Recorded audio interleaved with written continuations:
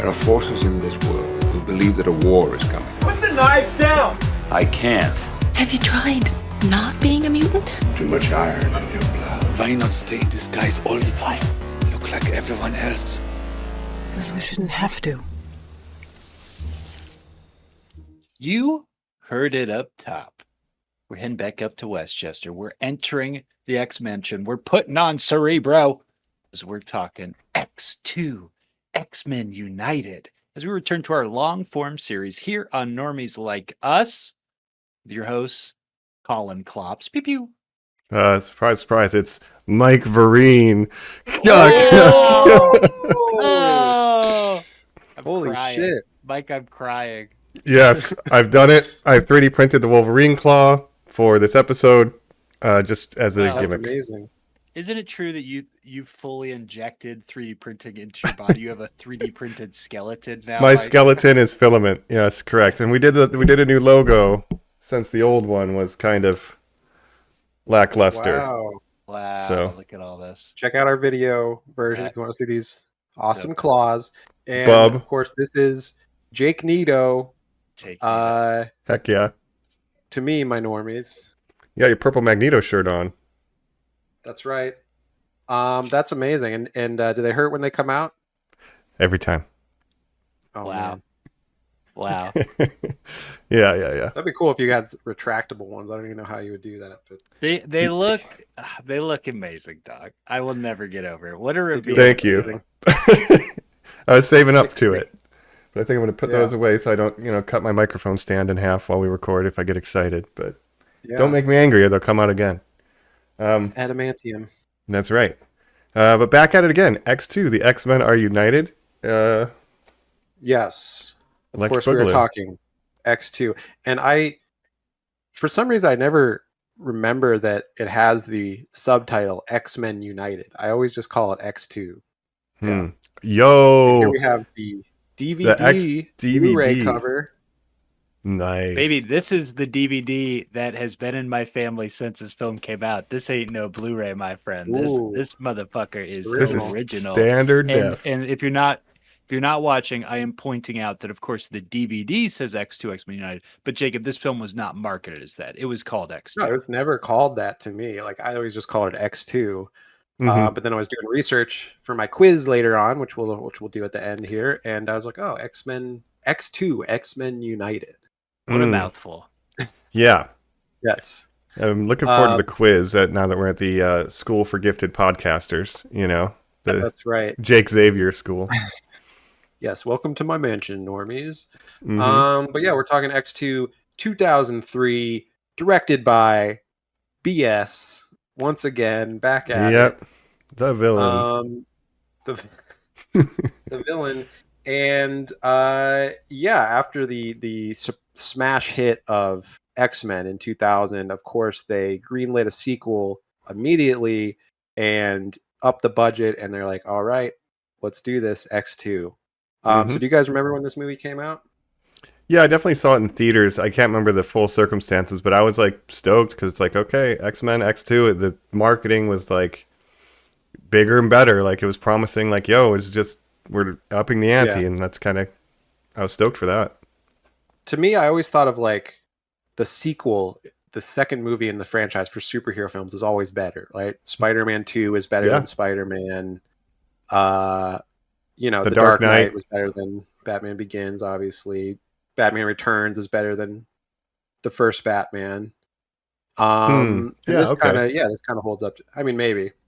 But yeah, it does feel like that trend, especially for this time, like with the Raimi Spider-Man. It's like, yeah, this is going to be freaking awesome. I can't remember if the Raimi 2 came out before this or not. I'm going to check that real quick.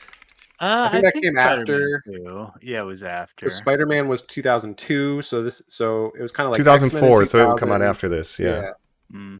And this was sort of the That's- golden age of like pre-MCU superhero movies in the 2000s, where you had the X-Men franchise, you had the Spider-Man franchise, you had Ben Affleck's Daredevil, of course. Wow. That thanks had for come out tuning just in, before Jacob. this. Yep. He appreciates that. He's toasting you in a bar right now for saying his name with Daredevil.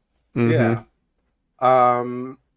X2 bigger and better. And according to Bryan Singer, BS, this was sort of pitched as the Empire Strikes Back of X-Men movie, where they expand upon the first movie, they split up the characters, kind of dissect them internally, and then bring them back together. It's a little darker, a little more nuanced than the first movie. As I was watching it, and we get to the end, we'll get to it, spoilers later, but I was like, this is like, they're doing an Empire Strikes Back kind of vibe with this. I did have that thought as I rewatched it. Cool. Yeah. And Colin, did you see this movie in theaters? Oh, good Lord. This was, so I just want to remind like our younger viewers, this was not at a time where we had access to YouTube or anything like that. You were not readily watching these trailers over and over. You would catch it, maybe or something, but you knew movies were coming. But very often you were much more surprised on things, and there was a lot less marketing, a lot less trailers released. And from what I recall, the trailer for this film really seemed to just kind of hit Wolverine's mysterious past and Magneto and Xavier team up. And it was like, oh, okay, that like seems good enough for like the premise of a movie. And I saw it in theaters and I loved it. And I think it's kind of universally known that this is considered like to be one of the best comic book movies ever made, as you said, like with Spider-Man 2, right? Yes. Really, really up there. Right. Yeah. That's why I was always like, 2 is better than 1. Spider-Man 2 came out and, exceeded the first one. And just, I would say it was considered one of the best. I don't know if I still consider it like a top superhero movie in the span of, everything that's come out since with the MCU and, different DC movies and stuff. But how many times do you think you guys have seen it? Because we talked about like the quaintness, the comfortability of the last one. Like this is probably a film, I held up that DVD, that I have seen 100 times conservatively. Wow, yeah. I've definitely seen it less than the first movie, actually, because I remembered less. And I knew Stryker was the bad guy, and I knew a lot of the details, but there are certain things that I forgot. So it was good to revisit. I probably haven't seen it in a long time. So again, I'm just gonna keep urging that people watch our podcast this time, because Mike casually taking drinks while the claws come in and out of frame will never stop making me laugh. But Mike, how many times have you seen this film? I feel like I've probably seen this dozens of times, maybe not hundreds, but dozens. Because as I was rewatching it, there were scenes that would come on and like dialogue sequences where I would like know the entire scene like by heart, like it just came as a sense memory. Like, oh man, I did watch this a lot more than I had thought. Yeah. So I was excited to go to revisit Bobby's house. Like I remember that stuff very well. Nightcrawler, of course. Yeah. You just recorded our intro, Jacob, and you said easy. I just want everybody to know that is because this is a film that is so quotable. Just writing out the language of whatever the joke's going to be. You just got to know the quote because it's the quote of this movie. Have you tried not being a mutant? I mean, it's so synonymous, right? Yeah, really expanding upon the LGBT allegory of the mutants versus humans. Have you tried not being a mutant? Yeah. So, after talking about He-Man a couple weeks ago, we're continuing our celebration of Pride Month with the X-Men X2. That's right. Happy Pride. Happy Pride. Happy Pride, y'all. Kitty Pride, whatever. Happy Kitty Pride, yes. Pride. Hey! Yes, there we go. That's beat you there. Yes. Incredible. Yeah. Elliot Before we Page. kind of dive in, we did want to, shout Yeah. out. We just want to shout out real quick. We can't watch something Marvel related without talking about our current addiction, which is of course Marvel Rivals. That's it's very relevant right now, of course. We're recording this episode a little bit early from when it gets released, so that by the time that you hear this it'll already be out. But the new season of Marvel Rivals is coming soon, and the new character is pew pew Cyclops. Scott Summers. Yes, Cyclops is here. Yep. And as I watch this movie, and you see the trailer for Cyclops in that game, he looks really cool. And now I think about X-Men 97. And then when I was watching this, I was like, oh, James Marsden, I'm sorry, my guy. You almost wonder, was he difficult? Was he like an asshole to work with? Because they just raped his ass out of this movie. Yeah. I have some background on that, so we'll get into it. But I can't wait. I'm excited for the character, Jacob. And the main thing he looks great. You shared a picture that was all the X-Men characters that they've already got in this game, and it truly is impressive. The mutant roster. Yeah, and from that image, I forgot that. Well, I didn't even know that Namor is considered a mutant in the Marvel universe, which is Right. surprising to me. Of course, He's a also mutant Scarlet Witch. Atlantean. Yeah. And Miss Marvel. Miss Marvel. Yes, but she's not in Marvel Rivals. No, but I'm just saying she's also Yeah. a mutant. But yeah. Yeah, Yeah. but I was surprised. Yeah, Namor is a mutant, but yeah, they have a huge roster of mutants now in Marvel Rivals. They're releasing Cyclops, who looks a lot of fun to play. I've been watching some gameplay of him. Very excited to try that out. Season 8.5 coming soon. He's shooting people with his little lasers. Concussive blast, and- Jacob. It's not a laser. Yes, of course. It's Come a on. dimension to the punch dimension. Yes. I don't like any of that. I get like that, bothered by actually. all that. I just think that it's a punch beam. I like that they don't have a heat right. element, and that's what I what like understand. that. Yeah, Fair. That's it's what's just important. concussive blast, like you said. Yes. But And when that's people something are like, movies don't here's get what right. it is, I'm like, don't do that. Oh, I don't like the that. punch That's dimension, but I like a concussive wave. Yeah. Yeah, and that was always my problem with Cyclops. I was always a Cyclops hater in these movies because they do him such a disservice, and I didn't really fully understand Cyclops until X-Men '97, and I was like, oh, they did Cyclops right. You Yeah. didn't know that he's an autistic guy who pulls baddies. That is what Cyclops is canonically in the Marvel universe. He Hell hooks yeah. up with every telepathic woman there is who's an absolute baddie. And of course, he must have all of his things in order, and he loves numbers and being in charge and doing very autistic things. So God We bless have a him. routine. Yes. Yes, it is canon, both those things. That's awesome. He's just such a drip in these movies. He's just kind of there. He's got this, of course, sort of love triangle with Phoenix, aka Jean Grey, and Wolverine, and so that's kind of what I know him as. He's just kind of like a bummer to be around, and is like, Wolverine's competing with him for Jean Grey's affection, and that's pretty much what you kind of get from these movies. Yeah. But that's all right. We'll talk about But he it. looks great in Marvel Rivals. So that's the Marvel Rivals update. Yes. 8.5 Hell yeah. will be Very out by the time excited. this blesses your ears. Well, and the reason Uh, I sent that image of all the mutants in Marvel Rivals, I was thinking while watching this movie, I was like, Nightcrawler would be an awesome character to add to Marvel Rivals for future character additions for mutants. I think Nightcrawler with his teleportation would be really fun to play. You Yeah. said you mainly want Mystique with J-Law skins. All right, I guess so, dog. I don't really J-Law see the Mystique. appeal. Mystique would be interesting. I don't know what her moveset would be because her whole She'd power play is like based on- Spy from Team Yeah. Fortress, right? That'd be cool. She But would her get, like- alt, I mean, she would be like Loki kind of steals her bit in stealing Yeah. people's alts as his alt, right?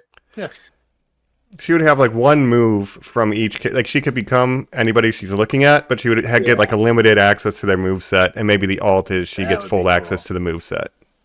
That would be interesting. I mean, they're kind of already doing that with Rogue too, where Rogue has a power where she can steal other people's powers in Marvel Rivals. It is getting to where it almost feels like X-Men Rivals. So there's so many mutants that they could add. Like there's already so many, but there's so many characters on this roster that we're going to see throughout these movies that would make good characters. We were kind of talking about it offline, so it's Yeah. interesting how they'll strike that balance. I think one day the tide will turn and there will be more X-Men than not in Marvel Rivals.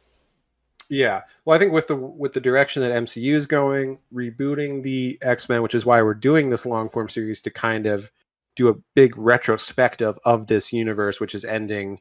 I think we're going to get a lot more mutants in the future, just in the MCU as they reboot it and integrate them into the MCU more. You think we'll ever get throwback skins to these black leather style? You know, I think so. I think those would sell. Yeah, Yeah. especially with the I nostalgia. would buy them. I would, man, for real. I would learn to play yeah. Storm. But yeah, that's Oh, very exciting boy. stuff. Doesn't get him out What in this one happens either. when Mike plays Marvel Rivals? The Same same thing. thing that happens to everybody else. They goon. They do. Oh, No. But yeah, so the X-Men are looking to have a big bounce back in the future. But let's talk about the past, the first sequel, X-Men 2. Can we be united on this? And yeah, right after this, diving in. we're back here on Normies Like Us. Class is in session because we're talking X-Men. X2 X-Men United. Not since Live, Die, Repeat have we gotten such a dumb title just tacked on. But here I like X-Men United for the record. I'm okay with it. X2 Now- X-Men United. Jacob, I want you to tell us all about this, but I want to point out real quick, of course, returning writers, David Hayter. We've got Solid Snake himself, Mike, your favorite. Metal Yes. Gear. Yeah. And then we also have Mike Dougherty, who goes on to be someone we're all interested in. We talked about last Spooktober when all of us sort of enjoyed Trick or Treat again, the director of that. And of course, we've talked about his Godzilla film on this podcast as well. Oh, right. Yes. And yeah, the writing and the production of this movie is very interesting. They actually had David Hayter and Zach Penn. They hired to write 2 different scripts, separate scripts, and then they combined the different elements of those 2 scripts, and then they did more rewrites with Mike Dougherty and Dan Harris, who worked with Bryan Singer on Superman Returns and other movies. Zach Penn, also known for he'll go on to do X-Men: The Last Stand and story credit on the Avengers. He wrote the first draft before Joss Whedon was hired. Oh wow, hell of a pen name too. Zach Hard Penn. for a writer. Yes, I believe the only one he's got full credit on, maybe in the universe, Jacob, is the first Thor movie. Is that possible for the MCU? Let me check. Another. He wrote that. He wrote that scene. Yeah, Mike, he's the master of lines such as another. I like that. That's the only thing I like about the first Thor, maybe. Yeah, same. He has story credit on Incredible Hulk, story on Avengers. Not seeing Thor. He did co-write X-Men: The Last Stand, Elektra. So he was doing a lot of stuff. You know? All of this era. Yeah. All this slop, Mike. How can we forget about Elektra? Yeah. Well, you mentioned Ben Affleck. You brought up Ben Affleck earlier. Yeah. His other Jennifer. Jennifer Garner. He's only attracted to women named Jennifer. We all know that. He has a type. Jennifer Lopez would make more sense as a Greek assassin named Elektra Nachios than a very white wasp woman named. Yeah. True. It's a real Iron Fist situation. Jennifer Garner. Jennifer Garner. But yeah, so X2. So again, just like the first X-Men, there's like a bunch of different writers that had their hands on this, and it went through a number of rewrites. And but eventually, they got a script that they liked, and then Bryan Singer obviously returned to direct. They increased the budget for this one because of the success of the first one, like I said, and this one was an even bigger hit commercially than the first one, making over $200 million domestic, and was at the time, I think, like the 3rd biggest superhero movie of all time after Spider-Man and Tim Burton's Batman. Wow. Okay. It's pretty good work for the old Not X anymore, squad. obviously, because there's been like a million MCU movies and different movies that have come out since then, but still very inflation, impressive etc. Yeah, for its time. Yeah, we hadn't had billion-dollar blockbusters going yet. How do we feel going back to this? Like your initial reactions after watching this again, guys? Like, good, bad, mix? I mean, I liked it. I guess I was the least familiar in terms of, like, it's been so long since I've seen it that there was a lot I forgot about it, and I was kind of surprised how kind of slow it is at times, where it's kind of less action than maybe even the first one, where it's a lot more plot driven, but there's a lot more going on than the first one, where I think plot wise. And so I like the antagonist. I like Stryker being such a bad guy, and then you have Magneto and Mystique working with the X-Men at one point, and them having to work together. I like that aspect of it. Oh yeah, the Brotherhood, the X-Men working together. Yeah, that's a lot of fun. It's bigger and badder than the original, but even now in hindsight, it still feels cozy and small in comparison to even something like He-Man, right? Like He-Man feels bombastic and huge, and then this is like one of the most beloved comic book movies, and it still feels very like cozy, even though it is bigger than the first one in every way. What do you think, Colin? Yeah, and it feels almost like a character piece of examining some of these characters. Yeah.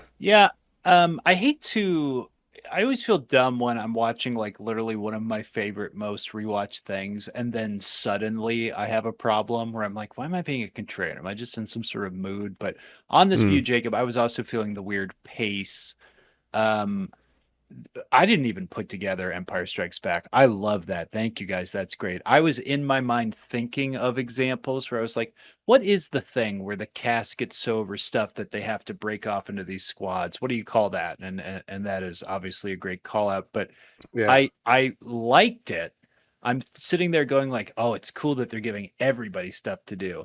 And then ultimately I'm like, oh, another scene where just like Jean and Storm still haven't gotten like back together with everybody. Like, let's hurry up here, guys. Like, what are we doing? So, yeah. Yeah, I think Yeah. unfortunately with so many characters, some of them do kind of get the short stick. Specifically Cyclops, who we already sort of mentioned, but he's like barely in this movie.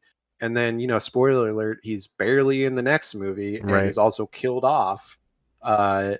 So we'll talk about that. But I can give you a little behind the scenes on James Marsden. Of course, for X-Men The Last Stand, which we'll be talking about next month, Bryan Singer decided to leave the X-Men and do Superman Returns instead. And James Marsden went with him to, act in Superman Returns. That's right. Which is why they decided to kill him off in X-Men The Last Stand. Right. I didn't realize that. Yeah, Excuse so me. he went with And they had them already, and, yeah, and they kind of, even with this movie, they had already seemingly decided, oh no, Wolverine's our main character. Like, fuck Cyclops. Yeah, that's the thing. Is Right. they wanted to focus on Wolverine and kind of make him the star, and then Cyclops, gets the short end of the Which stick is there. crazy because, Hugh Jackman came in like so late, right? Yeah, And then they very And if quickly you're- pivoted. right. If you're familiar with X-Men and like the cartoon and everything, like Cyclops is always kind of like the leader. Yeah. When it's not like Professor X, like he's kind of the leader of the X-Men when they go out on missions and stuff. And whereas Wolverine's sort of the loner, kind of lone wolf kind of guy doing his own thing. And so it seems like they're really just honing in on, let's make Wolverine a star. Hugh Jackman, he's going to be like the face of the franchise. And poor James Marsden, Cyclops, gets shafted. Yeah. Psycuck, out here just getting all of his shit taken from him the whole movie. His motorcycle, You're his not girl. the good guy. The good guy sticks around and he doesn't sit in the cuck chair. My husband's the cuck. Yeah. Don't marry the bad boy. Yeah, right.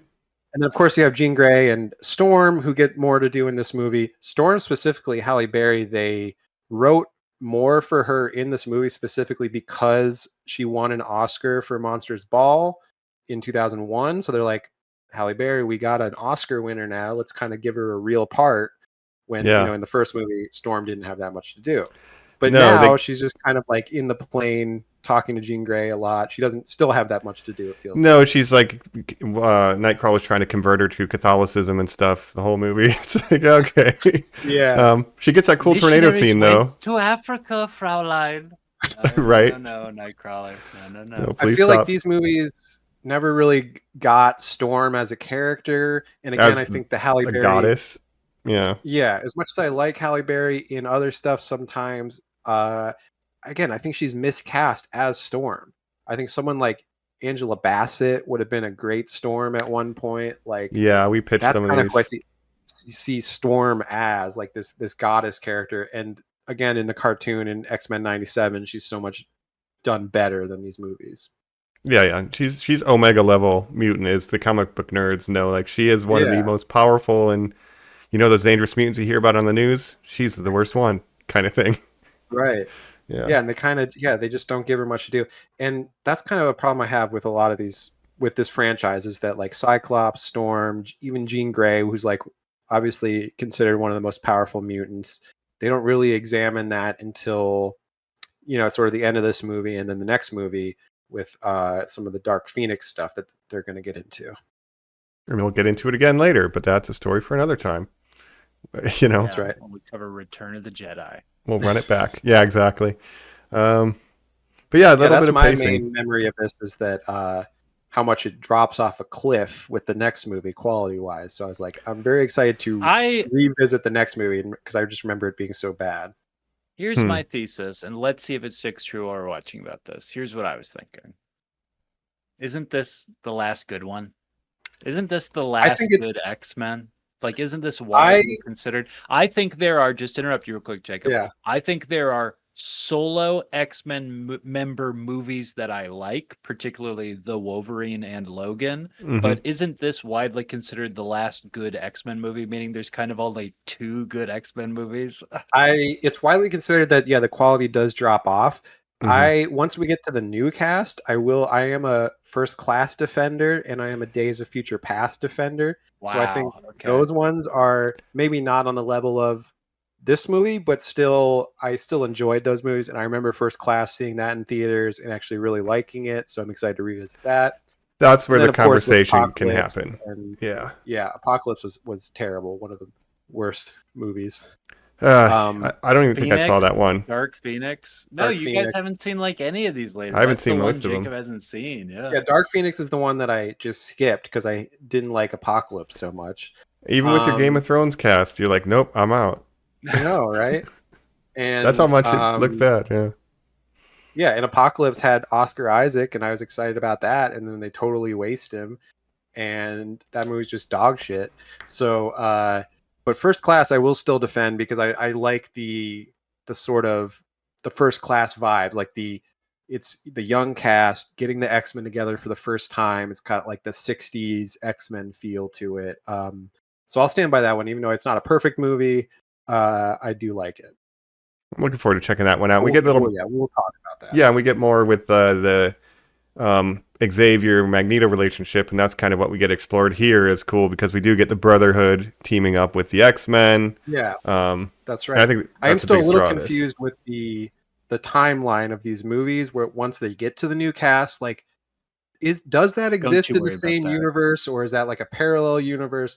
We'll figure that out later. But I have no idea how any of that's gonna work. But Yeah. in a bubble, I enjoyed rewatching this a lot. You know. Yes, I think this is a great Magneto movie.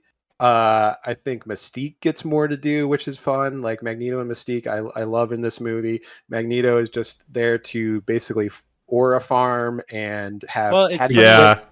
Yeah. It's so funny that you say it's a film about the X-Men and the Brotherhood crossing over when it doesn't carry over Ray Park. It doesn't carry over Right. Tyler Maine. Shout out. Right. We love you, buddy. That's You're true, fine. actually, It doesn't yeah. carry over like anybody. It brings in, spoiler alert, to the end of this film, Pyro. Pyro. Yep. Lady Deathstrike makes an appearance. That's can't forget. nothing. That's nothing. Don't you Right. talk about Lady Well. Deathstrike. Well, and who's this Jason? Who is this a mutant character from the comics, the son Jason. of Stryker? That's a great question for That Colin. would be Mastermind, who's a character who's a part of the Hellfire Club, who's very famous for an arc where, of course, Jean Grey's Phoenix gets convinced that she is the Black Queen, which we kind of know a little bit, the Goblin Queen from X-Men 97, right? I don't think she can say that. No, not now. I like that they gave Xavier, like, he met his match. They're like, we need to give him another wheelchair psychic to battle, and like they go Yeah. head to head, mind to mind. I thought Now- that was Oh, correct me don't if I'm do it! Wrong Yep. about. Correct me if I'm wrong about. So William Stryker, the antagonist of this movie, in the comics is a sort of preacher character. He's sort of like a conservative Christian who's like very against mutants, and so he was sort of based on like a Jerry Falwell type of guy.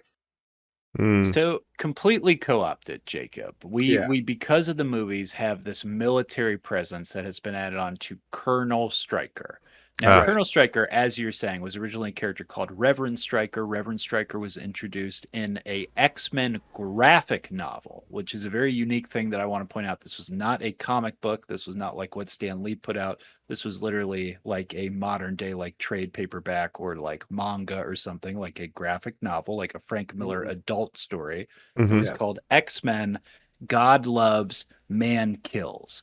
It was about a super racist guy named Reverend Stryker who led this group called the Purifiers, but a very famous panel where he points at Nightcrawler and goes, "You call that thing a human?" Right? And it is to amplify what like the whole story about, we talked about last month when we did our previous episode, that X-Men is the ultimate allegory for prejudice, right? Yes. Yeah, Yes. in many forms. To me, it's interesting that they didn't do the religious route for Stryker because it would work so well thematically with introducing Nightcrawler. Nightcrawler is such an interesting character. Obviously, he has this demonic look to him, but he's a very devout Catholic, and that's such a big part of his character is that he's a very religious guy. And so to contrast that with a Reverend Stryker would have been interesting, but they decided to go in a different direction and make him Colonel Stryker instead. Yeah, and we're doing to kind of get into it. We have Mystique is pretending to be that other Senator Kelly, and so Stryker's like, they got a school where they're training mutant terrorists, you know, and like so they're trying to do that anti-mutant legislation thing in this movie. It's kind of our main. We're introduced to Colonel William Stryker, played by, of course, my favorite, Brian Cox, Logan Roy himself. Fuck off, mutants. He wants the humans to secede. Yeah, that's right. From the great show Succession. He's trying to release a new app called Life Plus. It doesn't even make sense. Yeah, Brian Cox, incredible actor. He's been around for a long time. Of course, he was in Manhunter, where he played Hannibal Lecter. And actually, that's how he got this role. As Bryan Singer was so impressed with him in Manhunter back in 1986 that he's like, let's get Brian Cox for this. And of course, he's done a million other stuff. He's sort of a character actor. But yeah, what are our I like him in thoughts on this Stryker? a lot. I like him in this a lot, actually, as Stryker. I've always had a soft spot in my heart for him. Jacob, can I tell you, I believe it's one of our mutual favorite loved roles of him, because I know you love this show as well. As Daphne's father in Frasier was probably the first way I was exposed to Michael Cox, where he plays an alcoholic in a pub. Brian Cox. Or, I'm sorry, Brian Cox, who will not leave to go to Daphne's wedding, and they have to convince him to be there. And he's just this absolute like loaf of a like piece of trash man, and he's just so fucking funny. He would make my dad laugh so much. That's right. He was there with Beast, right? Wow! Holy shit! But, that's right. Yeah. There was another actor that played Daphne's brother that was like a well-known British actor or something. Can't remember exactly, but. Was it Mark Addy? It might have been. Yeah. I don't know. She had like a bunch of brothers, I think, at one point. Patrick Stewart was also in an episode of Frasier, famously, where he played a gay guy that was like in love with Frasier, and Frasier didn't Mike, realize did you ever watch Frasier? We loved Frasier. I never ran through Frasier, even when it was contemporary. I wasn't watching it, but I have seen all of Cheers, so I was aware of Beast. I'm aware of his origins. I was going to say, Frasier, the spin-off. I thought you were going to say, but I have seen, of course, the CBS or Paramount Plus original, the Frasier reboot. The Frasier reboot. No, I've seen Frasier Origins. Cheers. Yeah. Cheers. Yeah. That's right. Cheers. That's Frasier Origins. Label it now. Yeah. Frasier's a great show because, not to get into Frasier too much, but I love Frasier mainly because of the supporting cast. Like, I'm not so much into Frasier the character, but I love it's all about Niles, baby. His brother Niles. I love Daphne, of course. I love Roz, and I love their dad, R.I.P. This was a time when Niles was playing a blue fish man in Hellboy, Abe Sapien, and his brother was playing a blue ape, blue furry guy. Yeah, wild. Interesting. Very interesting. Yeah, and speaking of supporting cast, we get an expansion to our supporting cast here with some characters. We have still Anna Paquin, but we get Shawn Ashmore as Iceman. We get I can't remember his name, the guy from the Hills Have Eyes reboot as Pyro. We replaced an actor who maybe sued the production for some bad guy stuff. Stanfield. Yes. Aaron Stanford. Oh no. So yeah, the Pyro we had in the last movie, again, bad guy news update. He sued the production and 3 of Bryan Singer's friends for essentially sex pest stuff. And so that he was not reprising the role, and that's why they recast this Pyro. I mentioned last month that Bryan Singer basically cast him in this movie because he wanted to basically predatorize him, the original Pyro actor. So that's a real bummer. I have to assume the guy who plays Colossus is under some sort of other duress, wouldn't you guys? That's what is unfortunately running through my mind as I learn about the behind the scenes of this. Like, I did see Colossus, and I'm like, there has to be some funny business going on with this, right? This model who comes out in his underwear with no lines, Mike. I'm like, this guy was getting molested. No, he's like, I'll give you a speaking role if you like. That's the vibe I got, dude. No it was chance. I can help. It's horrible. Yeah, it makes me feel looking bad. up. So he Daniel Cudmore, who plays Colossus, does come back as Colossus in X-Men: The Last Stand. Don't you dare. And he had a long, successful career after that. Yep. Yeah, well, he's been in some stuff. He was in the Arrowverse, our favorite. Okay. Say his what? So he played Jackhammer in Arrow. He played Minotaur in Legends of Tomorrow. He played Bizarro in Superman and Lois. Oh, played- he did the rare a bunch of CW shows. I That guess so, yeah. sucks. Dude, that sucks. Jacob, you just broke my heart. This guy I- definitely Sorry. got molested. Unfortunately, I will But a say lot when of I these, Yeah. go ahead. no, just I want not to divert the conversation away from molestation, but when I saw this movie No, please originally, do. like I was already a fan of Colossus, and even though he's only in the movie for like 2 minutes, I was like, "Fuck yeah!" Like we got some representation. Yeah, It's like, Yeah. there he we'll get is. more Colossus in later movies, and Yeah, of yeah. course He becomes a Colossus. co-lead. Yeah. Colin, And then the Deadpool movies Colossus, is good one of your Colossus too. favorite X-Men, as we've mentioned Yes, probably before. and- You love and Colossus. As Mike's saying, I feel spoiled. I have no want. Even the one little cameo in this when the things are ricocheting off him, I'm like, that's exactly how I want him to look. And that he doesn't have a Russian accent really did bug me as a kid. Yeah, that's true. Yeah. Yeah, but we'll Um, get better Colossuses later. We'll also get, Kitty Pryde and other mutants that'll be recast. And of course, we have Sean Ashmore as Bobby Drake / Iceman, Mhm. expanded from the first movie. Now, here's a funny connection. So Sean Ashmore was in this show that I always like to mention called The Following, starring Kevin Bacon.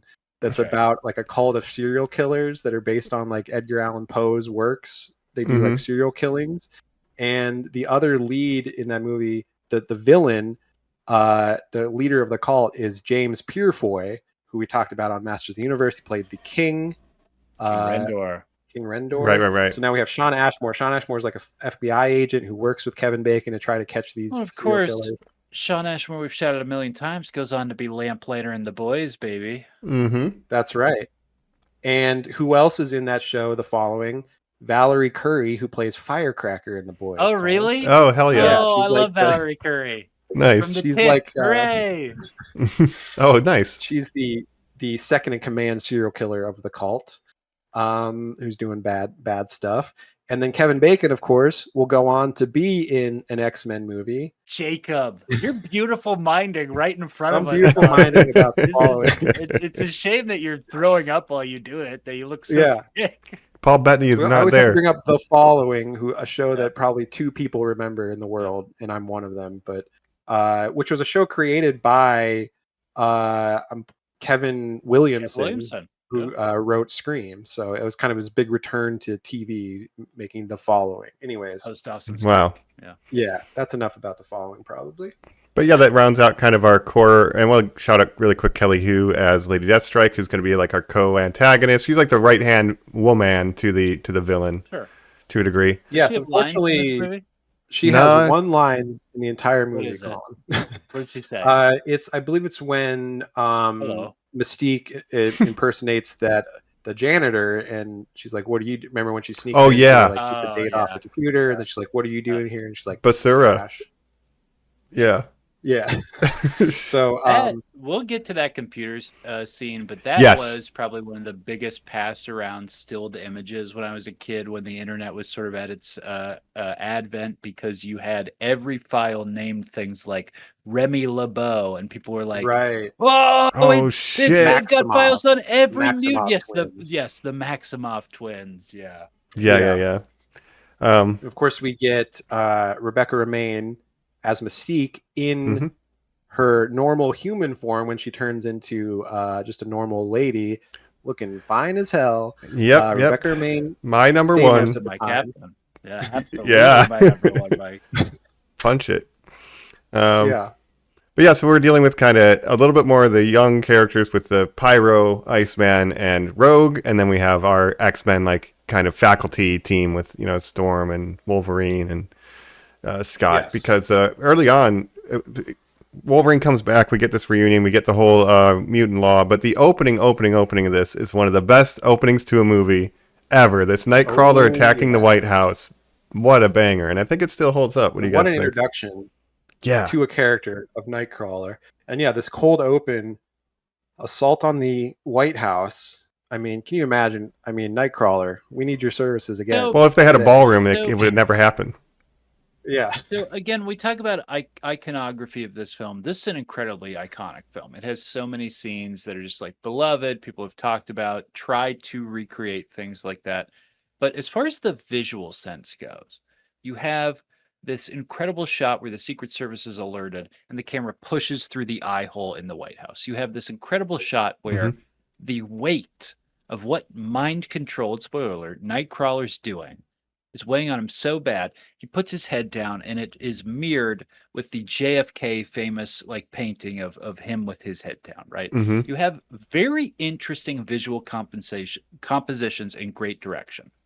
Now, Jacob, as we talked about last month, Bryan Singer, if he is on set, you are fucking lucky. Like he is such a volatile lunatic person. So I have to ask, why does this film look so good? Is he showing up for this one? Like, what is the change here, I guess? I think he was a little more in control and showing up on this one than the last movie. As we talked about last month, very volatile on the set of X-Men and was just like on like pain pills for his back or whatever. So he's acting very erratically.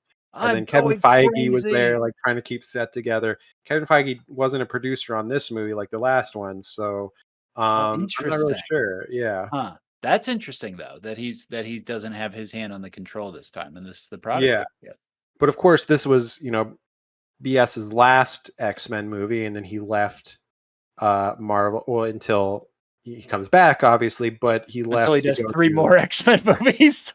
Of course, this is his last X-Men movie until he only makes. They had to forcibly movies. remove him later on, but he did turn down The Last Stand to do Superman Returns instead, which I think is so interesting because he basically created the X-Men movie franchise, and then it's like, you know what? I'm not going to finish the trilogy. I'm going to go make my Superman movie. So he chose DC and Superman over X-Men. Hey, George Lucas didn't direct Return of the Jedi, baby. That's right. Well, he didn't direct Empire Strikes Back either. That's right. And these are equivalent quality for sure. Yeah. Sorry. No. I believe at one point the cast was like confronted him and was like, "Bro, like chill the fuck out." Like there was still some tension with him in this movie. So I think Halle Berry has gotten the most comfortable of telling stories of like, I really hated Bryan Singer, right? So listeners, if you want to search for that avenue, it's all kind of out there. Yeah. Again, it's interesting. James Marsden went with him to go do Superman. Don't know that. Jimmy Olsen. Oh, a handsome guy was treated really well by Bryan Singer. I wonder what was going on there. Interesting. He didn't have any problems, but the woman of color did. I wonder why. I wonder what was going on. Hugh Jackman, we're going to need you to get completely naked for this one. It's for the plot. Yeah. Trust me, Hugh. As veiny as you can, baby. Yeah, for real.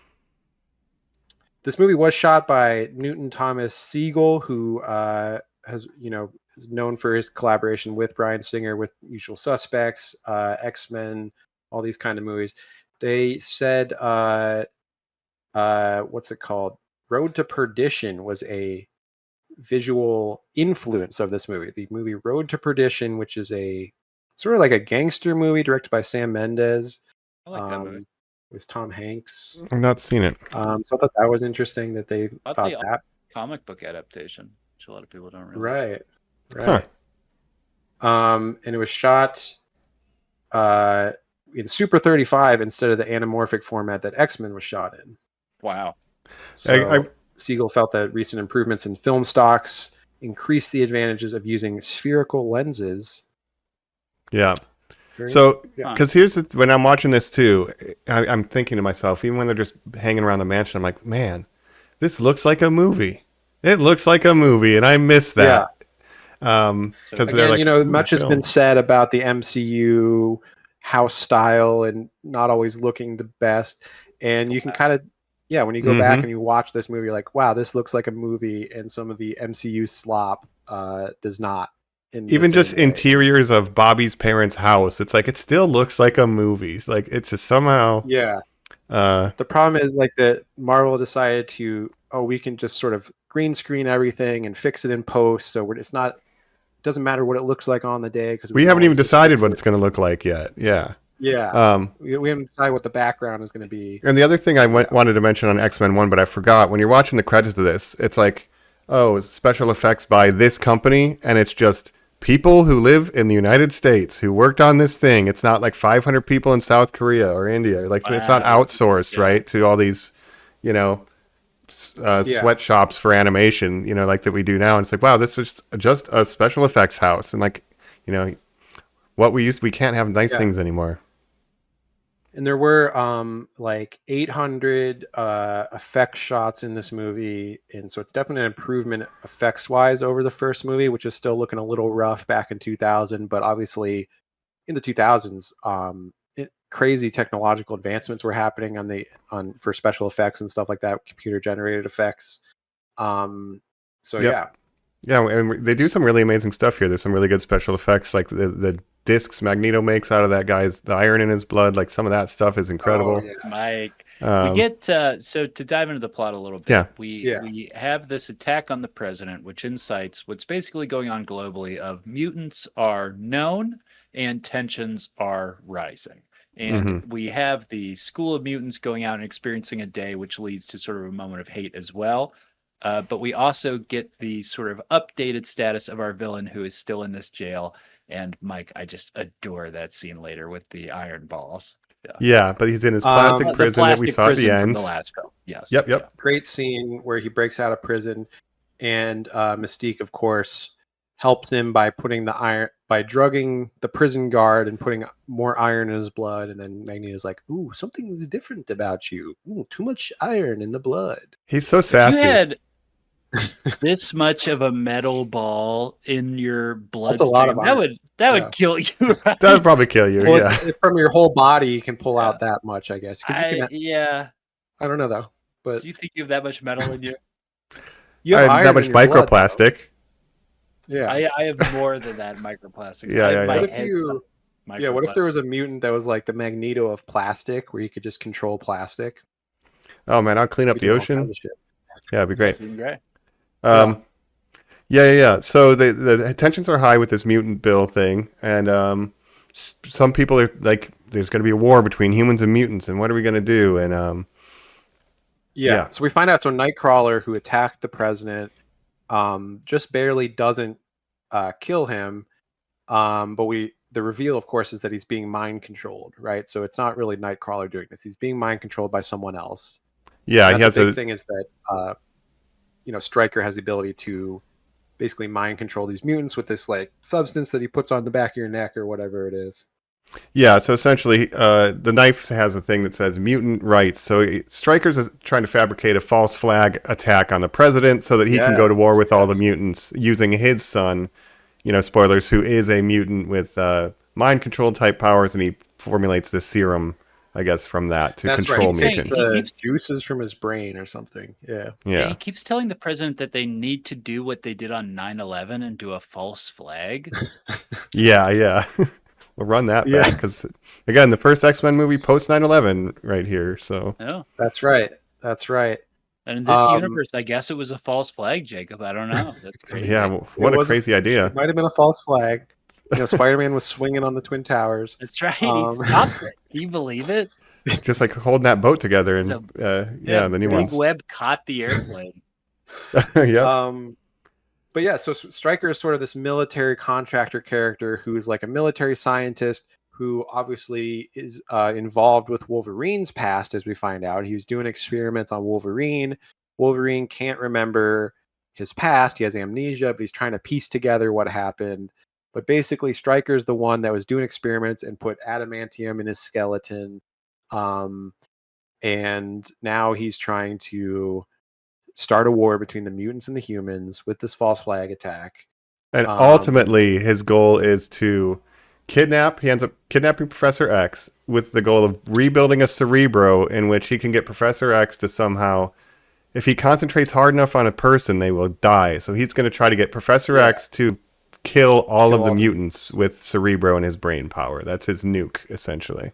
Destroy all mutants, basically doing a mutant genocide.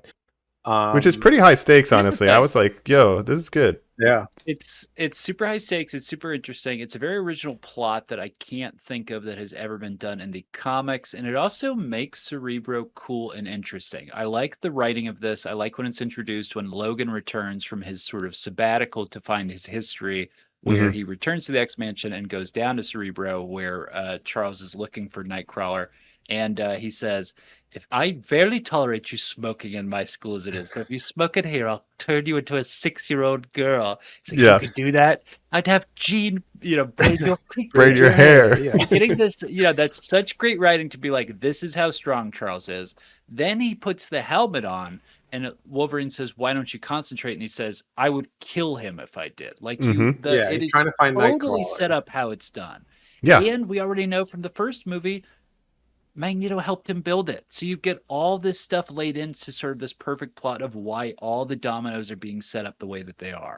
Why Stryker is interested in Magneto's information. Why Magneto can then later move the panels around to kill humans. Like, it's all paid off. Yeah. No, that's all great stuff. I don't forgot know that how Magneto helped him Stryker build it. built his own Cerebro. That's the only thing I'm kind of confused He on. got Magneto to tell him how. He just keeps saying, what is literally the schematics? He's like, "We put a panel here. I'm the little girl with weird eyes is telling me I have to tell you." Mm-hmm. Right. So yeah, basically Stryker visits Magneto in his plastic prison, interrogates him with the mind control serum that he gets from his son, and that's how it's revealed that, Cerebro is in the basement of the the mansion and everything. They have a jet that comes out of that pool, Mr. President. Under the basketball A court. school, huh?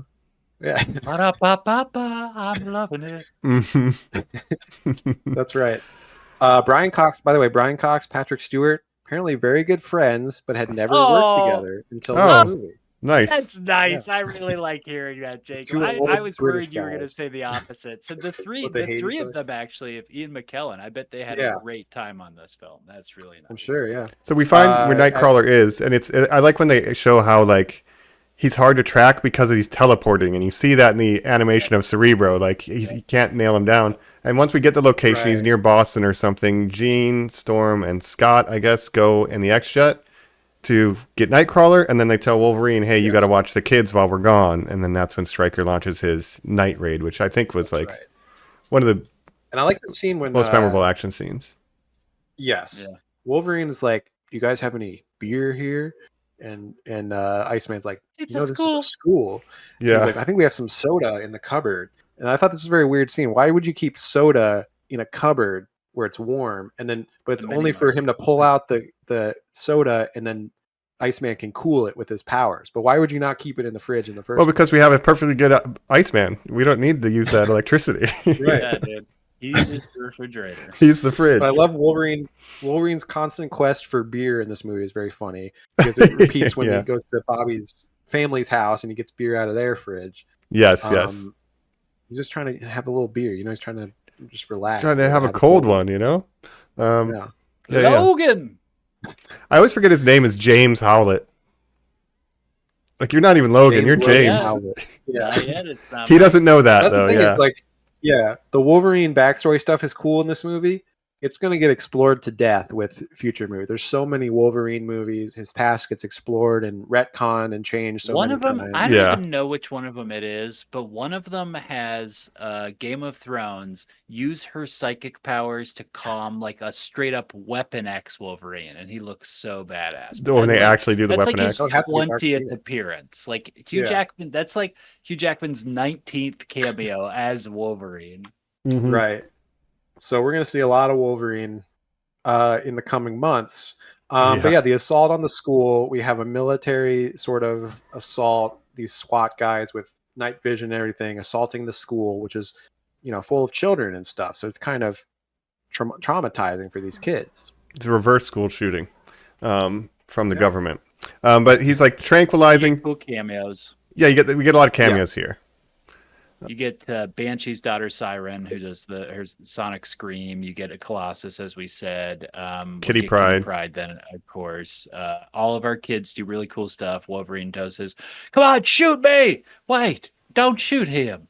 Oh, what are you doing back here, the Wolverine? Long time no see. Southern Colonel." Right. Yeah. You Yeah. have the scream. The scream girl is very important. You have the kid that can change TV channels with his eyes. Very important I hate power. that kid. Yeah. Hello? Yeah. Yeah. And so that's when we see Brian Stryker and Wolverine have a past. And I'm trying to think what happens after that. Well, so they're trying to. Stryker's luring him with knowledge. He's like, I can tell you about your past, Logan. Come with me. And then the kids need to escape. Yeah. That's where they Iceman escape. puts up the ice wall. Absolutely. Yep. Yeah. To divvy up ourselves a little more here real quick, that is when they escape to Bobby's parents. We'll talk about that in just a second, because of course at the same time Jean and Storm have found Nightcrawler. Jacob, talk a little bit about his look real quick. Yes. Great. He looks great. He full blue body paint, like Mystique. It took 9 hours every day to do or whatever for Alan Cumming, who is our big addition to this movie, obviously Nightcrawler. And I love Nightcrawler as a character because he's such an interesting, the whole dichotomy of he looks like a scary bad guy, but is actually the nicest, devout Catholic. Yeah. He has the best comic book backstory ever. Just real quick to give it to you guys. Obviously, he's Mystique's son, who's thrown off a bridge. Yes, in the he is comic. raised by monks, so you understand why he's so religious, and that is true to him. He is a Catholic priest in the lore of Marvel Comics. But also, when he's 18, he goes, "I need to explore the world," and he goes to, as he says in this, a freak show essentially. And what's beautiful about it is he becomes an acrobat there, and he finds out that in the comics anyways, that this little community is we don't judge you, we love you, we're weirdos too, and a lot of them are mutants and sorcerers and stuff. His longtime girlfriend and that is also a student of Doctor Strange's and stuff. So they're all weird as well. And as Jacob's saying, Chris Claremont very cleverly. I've talked a lot about how he does these sort of opposites for characters, right? Like Colossus, the big man with the tender heart who can cover himself with unbreakable skin, right? Right. The dichotomy he comes up with is, I want a guy who looks like a ghoul, who is a fucking Lothario ladies man, loved by everybody, smooth talker, charismatic, the most lovable of all of them. And then the weirdo in the bright yellow suit is the loner. Wolverine is the one with the dark heart who should be much more approachable, right? And it's no, it's this complete opposite, right? And they bounce off each other. The imp and the Wolverine. Yeah, I know. I like that. As you mentioned, in the comics, he's Mystique's son with Azazel. But did you know, Colin, recently, they recently retconned that to be he's not the son of Azazel. He's still the son of Mystique, but it's Mystique in male form with Irene Adler, and aka Destiny. So he's actually the son of Destiny and Mystique in male form. For my deep cut heads, they pulled some Eric Cartman, Mrs. Cartman bullshit, which I'm totally fine with. Some Elden Ring. Yeah. Yeah. So, which is interesting because Nightcrawler and Mystique do have a nice scene in this movie. Of course, he's not her son in the movie. Certainly not. Certainly, I would assume not. No.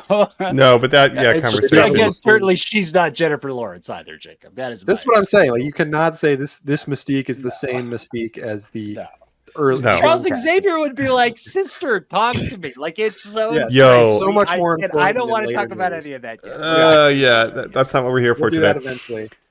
But they do have a nice scene where, because they both look like blue ghouls, that he's you can change into anything you want. Why would you stay this way? Because we shouldn't have to. Yeah, we shouldn't have to change. Yeah, shouldn't have to. That's a good scene. Yeah. I like Nightcrawler in this. He has some good scenes, like the White House, saving people out the X-Jet, with his teleport. That's all really fun stuff. I also like when they come and pick up Wolverine and the people from Bobby's parents' house, and he's like, "Guten Tag," and he's like, "Who's this guy?" In the Munich circus, they called me the Great Nightcrawler. Okay, save it. Yeah, save it. Shut up. Save it. Save it. Yeah, that is And then good. later he tries to say it again, and they're like, enough. So they meet Nightcrawler. We talked a little bit about the religious aspect he has. He's got these marks ingrained into his skin. It's very original. It's very unique and cool. They talk him into the guilt that he's had. They figure out, oh, this must be some greater conspiracy. Xavier, meanwhile, has taken Scott to go check in on Magneto.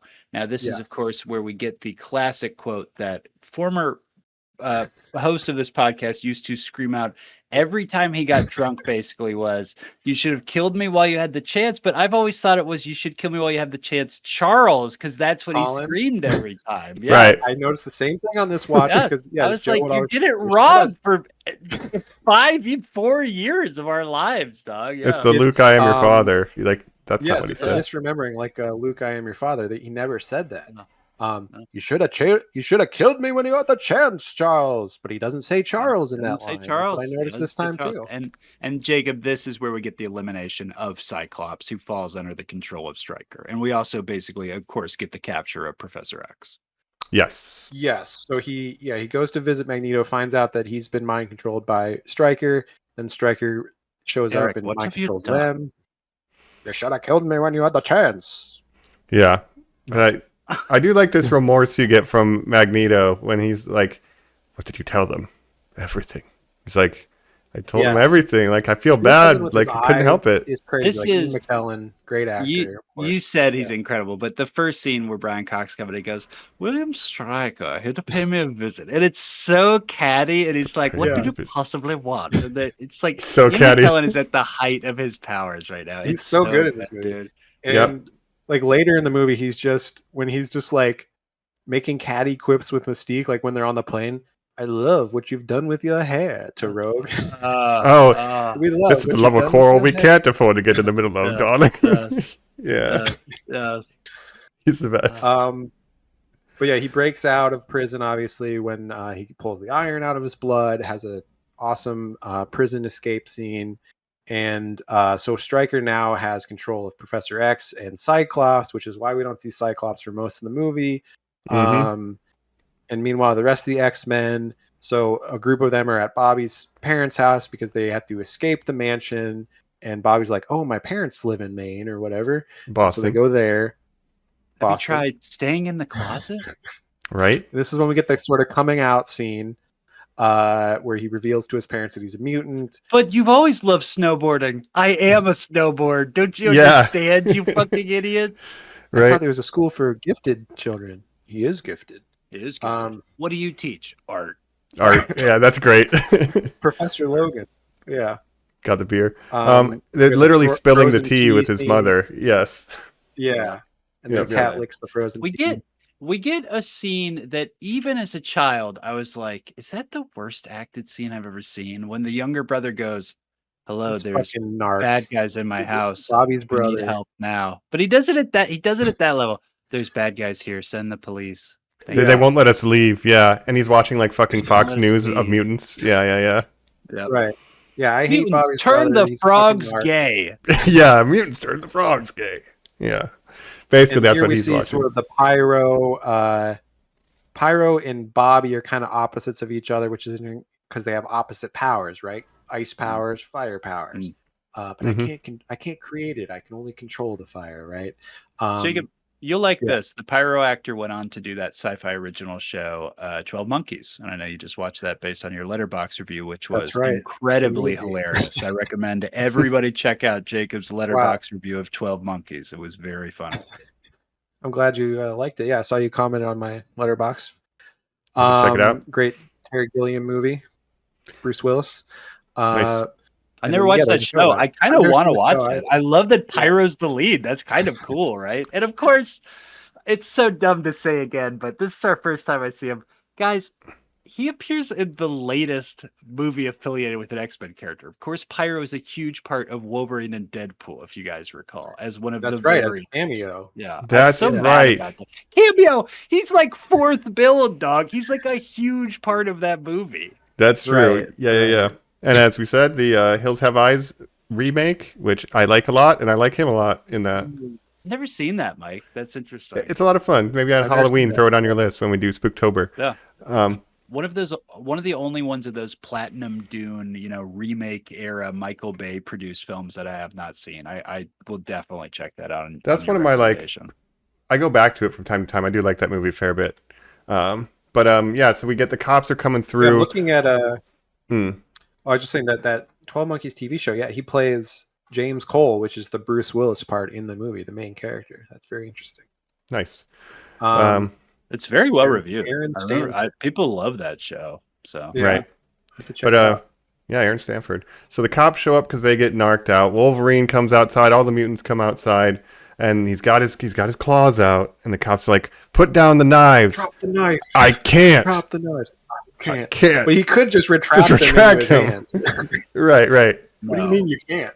But listen. He says, "Listen," while staring let me- at a let guy me with hold his them up weapons at you. facing him. Yes, listen. right. Things not to do to a cop, probably. That How cop to show your no ID to a warning shot. cop. Doesn't shoot your leg. Yeah, he's like, no. I am for the brain, baby. That guy's mutant So we prejudice get for this sure. chaos scene where Logan gets shot in the head. And then They this tell is where everybody to Pyro get down on kinda the says, ground, and then Pyro says, "Nah, I'm not the one." It kind of shows that he's leaning towards You know, the dark those side. dangerous mutants you've heard about? Well, I'm the most dangerous of them all. Blowing up cop Does cars. some I fire like. stuff. Yep. They got cars on wires that they're dropping on top of other cars. They're doing practical effects and real fire stuff. It's very good. Right. The lighter with the World War I dogfighting sort of airplane, Mhm. like drawing on it, iconic. That's really cool. That's a Yeah. really cool choice. Also, when I was doing research for my quiz, 2 stunt people almost died filming this scene. So there you Wild. go. Well, he definitely kills like at least 6 to 10 cops by himself in this scene. It seems like it. Yep. I like to think that he didn't kill anyone. He just caused some property damage. with I will some say stuff. this version of Pyro was like, yeah, he was like one of my favorite characters in this too. Like I never liked the comic Pyro. He Plus, seemed so dorky. This was a cool, edgy Pyro teenager. Yeah. He's a bad boy. Yeah, Typically yeah. Australian in the comics. Oh, I wish we would have had that. Get us a Kano type Pyro. Mike, wouldn't mind Kano being cast as the new Pyro Marvel. Listen up. Let's go. And then we see Rogue sort of using her powers to stop him from using his Yes. powers by touching his ankle and draining his powers. Mhm. And then the and then shot the of the X-Jet shows up. yeah, but the bullet coming out of Logan's head, that's an iconic shot too, where it gets pushed out of his healing Yeah. factor. Cool stuff. And then the X-Jet, yes, shows And then up. the with cop our- that shot him just watches him as he's walking towards the plane and is like, what the fuck is going on? Yep. I just shot that guy in the head. But they get on the plane, they get out of there. I was in the Munich circus. They called me the Incredible Nightcrawler. Save it. Save it. I do like that he just doesn't care about this Looks blue so guy. sad when he says And that. this is where the pace again for me. Like I mainly have liked the stuff with all the kids, and then suddenly they become nothing characters. Like Rogue disappears, Bobby disappears. It really just kind of wraps up with the adults Unfortunately. being like, "Okay, let's fly and figure out what's going on." Yeah. Yeah, and the Rogue Wolverine relationship being such a big part of the first one, and then they just don't really do much with that in this movie, unfortunately. She gets the "and" on a Paquin in the credits. Clearly, not much to do. Yeah. No. She returns Logan's dog tags, and yeah, basically this is where the third act, where we got to save Professor Xavier, we got to go back to Alkali Lake, and we got to, stop Stryker from doing whatever he's doing. Wolverine. So they meet up with Magneto and Mystique. Well, they scramble the jets who on kinda him. tell them what's going on. Yeah. Just quickly, we get right. There's the big. the storm and the tornadoes and the teleporting, and then as they're about to crash, the plane stops, and it's revealed that Magneto has caught their Gene? airplane. It's not me. Mm-hmm. Right. Yeah. And then what does Magneto say? Oh, when are those people going to learn how to fly? And that's Yeah. a reference to several of these characters, such as Jean Grey and Storm, who can fly normally, cannot fly in this movie. Oh, that's funny. Like That's funny as and part of catty. their powers.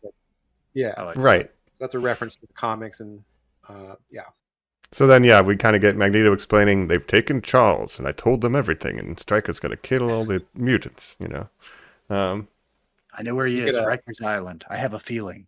The past. My past. Alkali Lake. Yeah, and we get one of my favorite tropes, which is sort of the reluctant team up of the antagonist of the last movie, the Brotherhood, Magneto and Mystique, working with the good guys against Stryker. And of course, at some point, Magneto is probably going to betray them for his own ends, which is exactly what happens. But I like the reluctant team up, and I like the little dialogues and stuff that they have. You love Thor: The Dark World. You love Aquaman: The Lost Kingdom. You always talk about these movies. Of course, great movies. You got Orm, the Ocean Master. You have Orm. Oh, jeez. Is that our guy from whatever those movies are? Yeah. We know Wilson. Patrick Bateman. Or Patrick Wilson. Yeah, Patrick Bateman.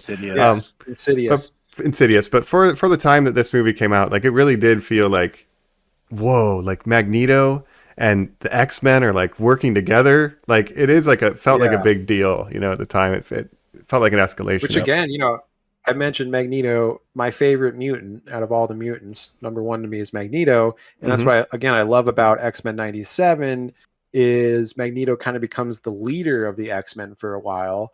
And I just love when they do interesting things with him and don't just make him a straight up villain. And he's sort of more of an anti-hero. Yeah, because his plan in X-Men 1 was, if I turn all of these world leaders into mutants, then they won't pass anti-mutant legislation. And then Stryker is like, I'm going to kill every mutant. Like, it's a lot, like, he's being more villainous than Magneto was prior. Well, then I'll kill every human. Fuck you. Yeah, he really... kind of explain too, which is crazy for a Holocaust survivor to want to do, but... Right. A genocide. He represents Israel, Jacob. Right. Oh, no, yeah. But yeah, he gets pushed to that point where because his thing is like with Xavier and stuff, he's like, when the war starts, he's like, the war's already started. Like, you don't get it, like the fight is happening now. Should kill him when he had the chance. So yeah, they make a plan to infiltrate the Stryker's compound, which is where there's something where they have to shut down the sluice valves or whatever. So we got it. It's like this shield generator thing. Mystique gets Logan in, but really otherwise, again, the kids have nothing to do. We kind of talked about that. This ends up with the Magneto confrontation with mind-controlled Xavier, but the big highlight is that it's the Lady Deathstrike versus Wolverine fight. Which and this is kind of like... I was going to say it's a doppelganger fight that Marvel does. Like, same power set. Sure. Kind of battle. They love to do this with Wolverine though. Like he fights different versions of himself a lot and different claw people or whatever. But Lady Deathstrike with the claws that come out of her nails. It's fine. It's whatever. It sucks. I don't love that. Because she wasn't adamantium in the comics. That's for this, right? No.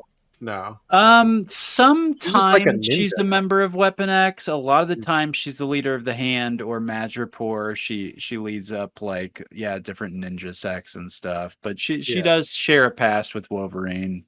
Okay. But yeah. And I just don't like that Wolverine kills her because she's being mind controlled. So it's not like she's doing this, but it's not her fault. He's kind of an asshole for killing her.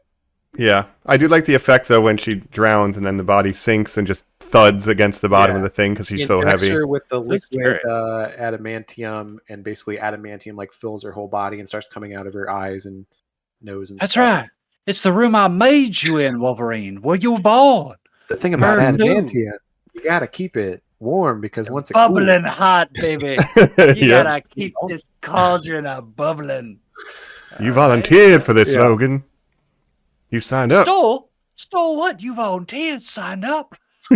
I wanted this. Who was I? What was I? If I told you the things we did together in your past, your sins would never be forgiven. Yeah. We'll learn all about that in X-Men Origins Wolverine, of course. Yes. Your brother was an Academy Award winner, not a wrestler from Canada.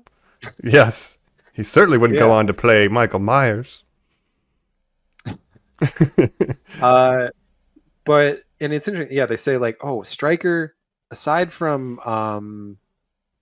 I forget, but he said like Stryker is like the number one person who can make adamantium. I guess he can make and control adamantium. I don't know. He's a military scientist. Yeah. But we're gonna see a younger Stryker in future movies as well.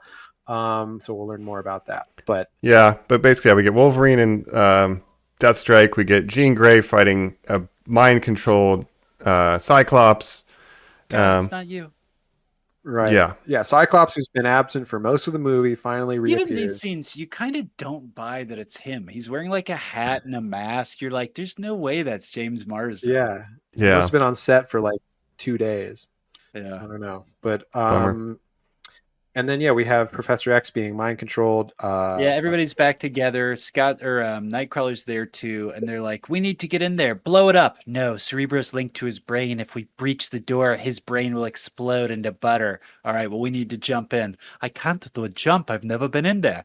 I have faith in you. I can't see where. I'm Oh going. yeah, you got to have Yeah. faith. Yeah, and they save the kids. Yeah.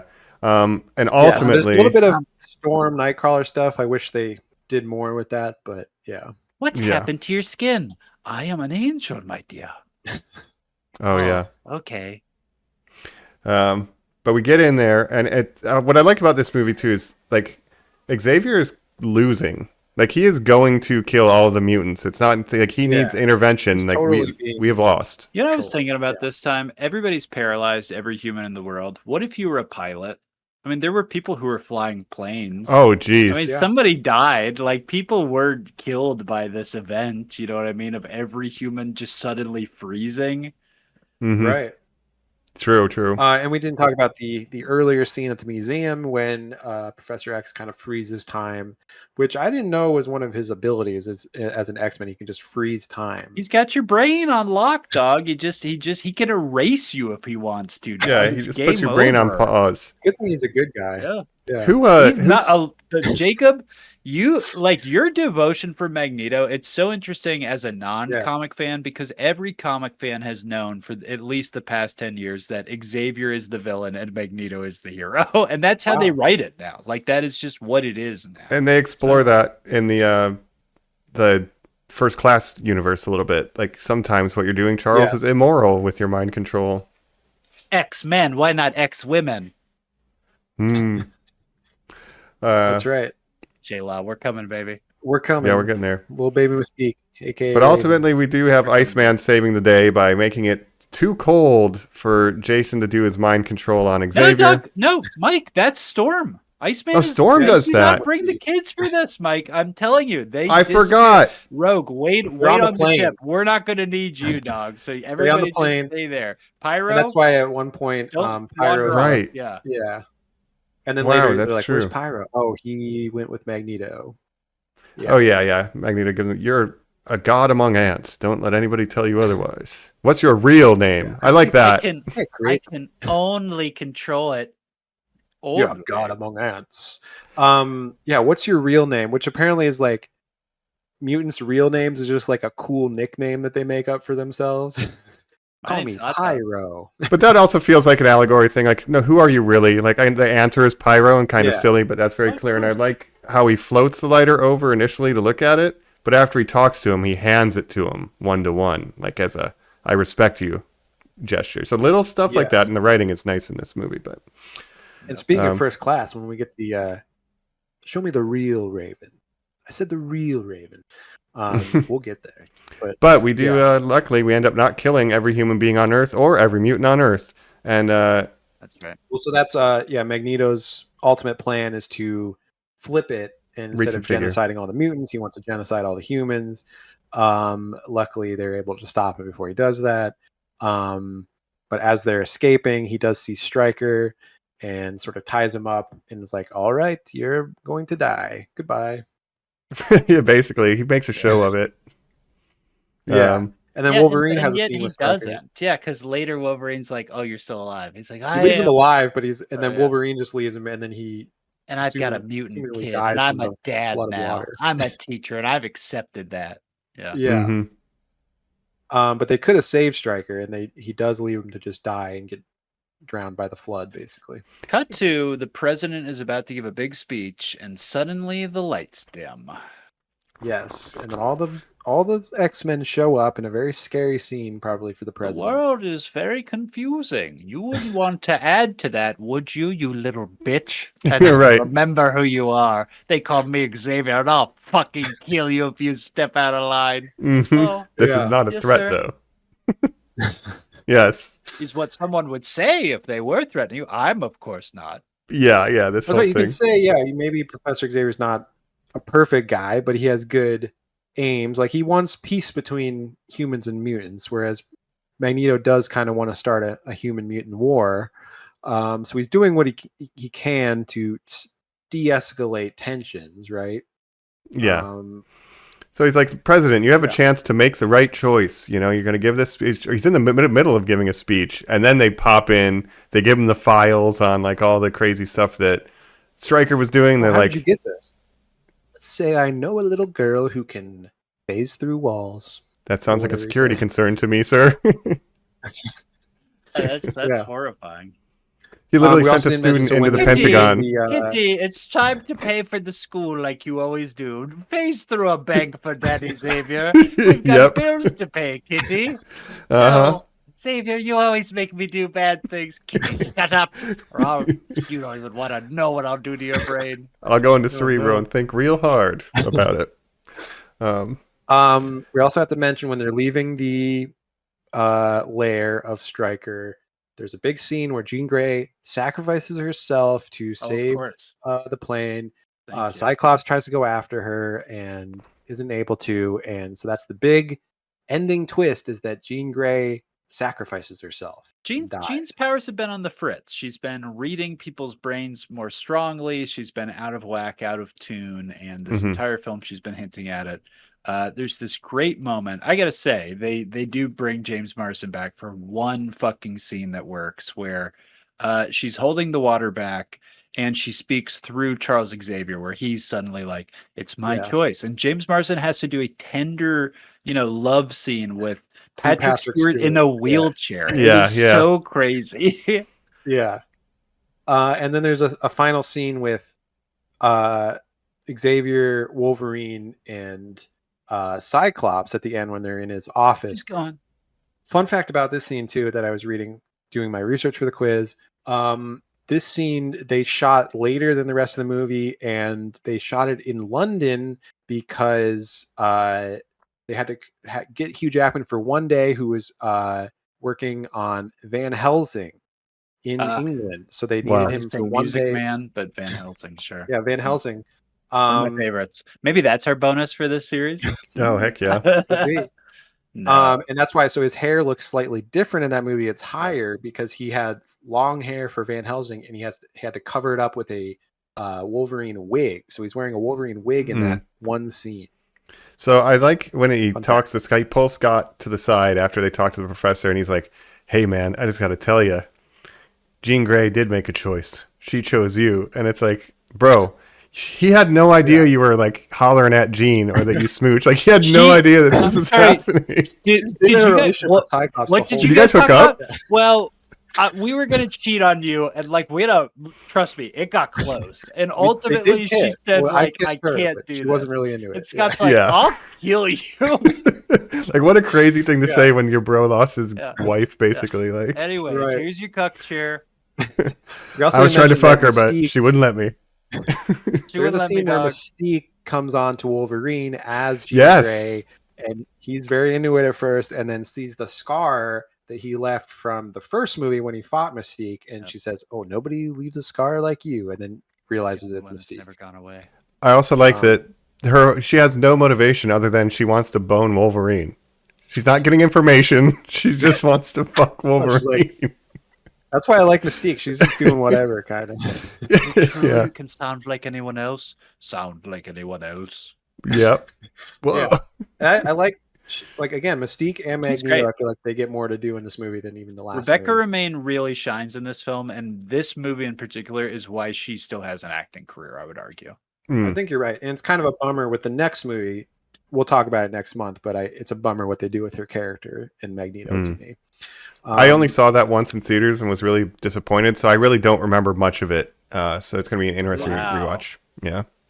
That'll be fun um, to revisit. But that's basically that's Yeah. X2. It's Yeah. X2. We're united. Is class about to be in session? Is it a pop I quiz think time? so. All We can right. head over for our... wheeling out his chair. Have you heard of a book by T.H. White called... Woodson Future King. Yeah. We'll head over for our quiz and our final thoughts. All right. We're back here on Normies Like Us, where Jacob is saying, "To me, my norm men." That's right. Class is in session, folks. It's X2 quiz time. Our favorite part of the episode, of course. You know the rules. True, false. Yeah, let's do it. One is true for the video watchers. One finger is true. Two fingers is false. And that's how we roll. That's how we roll. One claw. Can you just extend one I claw? wish I could just do one. But I think it's Michael going to work. Flipping me off with the claw, yeah. Yeah. That classic Wolverine bit. Yep.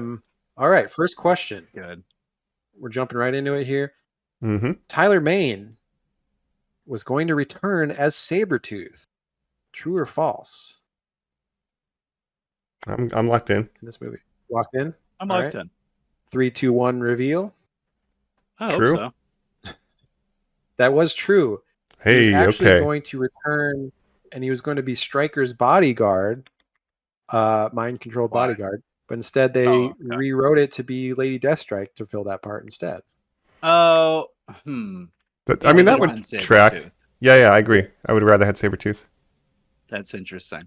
I mean, yeah, instead they bring Lady Deathstrike, who is a comic book character, but not that well known, and then they don't really do anything with her. If Just they revealed, here's what you do. He's Yeah. quiet the whole time.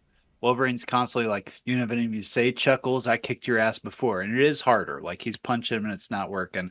When it's their adamantium fight, he should open his mouth, adamantium teeth, and then adamantium claws revealed as well. Then it's like, Ooh. oh, shit. Yeah. Yeah, And that we'll feeds into the. We'll get some of that with Liev Schreiber later on, Victor Creed. But as an addition to that question, Ray Park was also at one point going to return as Toad and was going to be a mind-controlled Toad and fight Nightcrawler. No. Oh, I mean, I yeah. can see that pairing. Yeah. Mhm. Okay, nice. So anyways, yeah, so there you go. Second question. Neil Patrick Harris was the first choice for Nightcrawler. True or false? I'm locked in. Doogie Howser himself. All right, 3, 2, 1, reveal. No way. I have true. Colin has false. It's that was false. Ah. He auditioned for the role but lost to Alan Cumming, who speaks fluent German. Alan Cumming. That helps. And another fact about Alan Cumming, he did not love working on this movie. He didn't like having to do the makeup every day, and he did not return for future X-Men installments because he did not like working on the movie.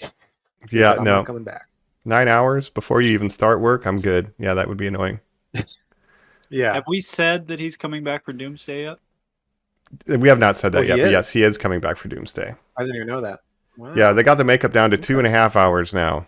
And they have a lot better Right. computers, too, so, you know.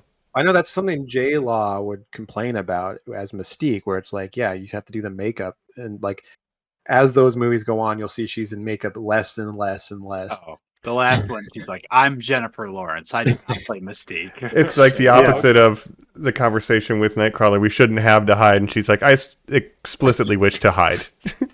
Right. I would And love it goes to against her character, but Yeah, I really. understand. Like, All right. yeah. All right, next Did we, question. did we say that Rebecca Romaine, of course, Jacob, you I believe you have said before, she is coming back for Doomsday. Oh, yes, that's good. I like that. I like that, too. We love her. Ocean Riley. James Yeah. Marsden coming back. All these people. I mean, again, you've said this is why we're Tom. doing this whole thing. So, Ian Exactly. McKellen, Patrick Stewart, of course. Yep. I can't wait. I mean, Doomsday, we'll see if it's good or not, but I do want to see all This is these probably the thing I'm most. 80-year-old Yeah. Yeah. I'm most excited about seeing the X-Men again in Doomsday. The rest of it, whatever. God damn it, guys. We're all such Look, suckers. I'm a sucker for it. You know, I'm falling for God, Look. it sucks. the Wolverine versus Deadpool didn't work on me, but I think the Doomsday is going to work on me. But we'll see. We'll see. RDJ. It's not going to work, guys. Yeah. We'll see. We'll see. I'm holding out hope that it'll be okay, but we'll see. I'm holding out hope that it'll see. be average. Yeah, great.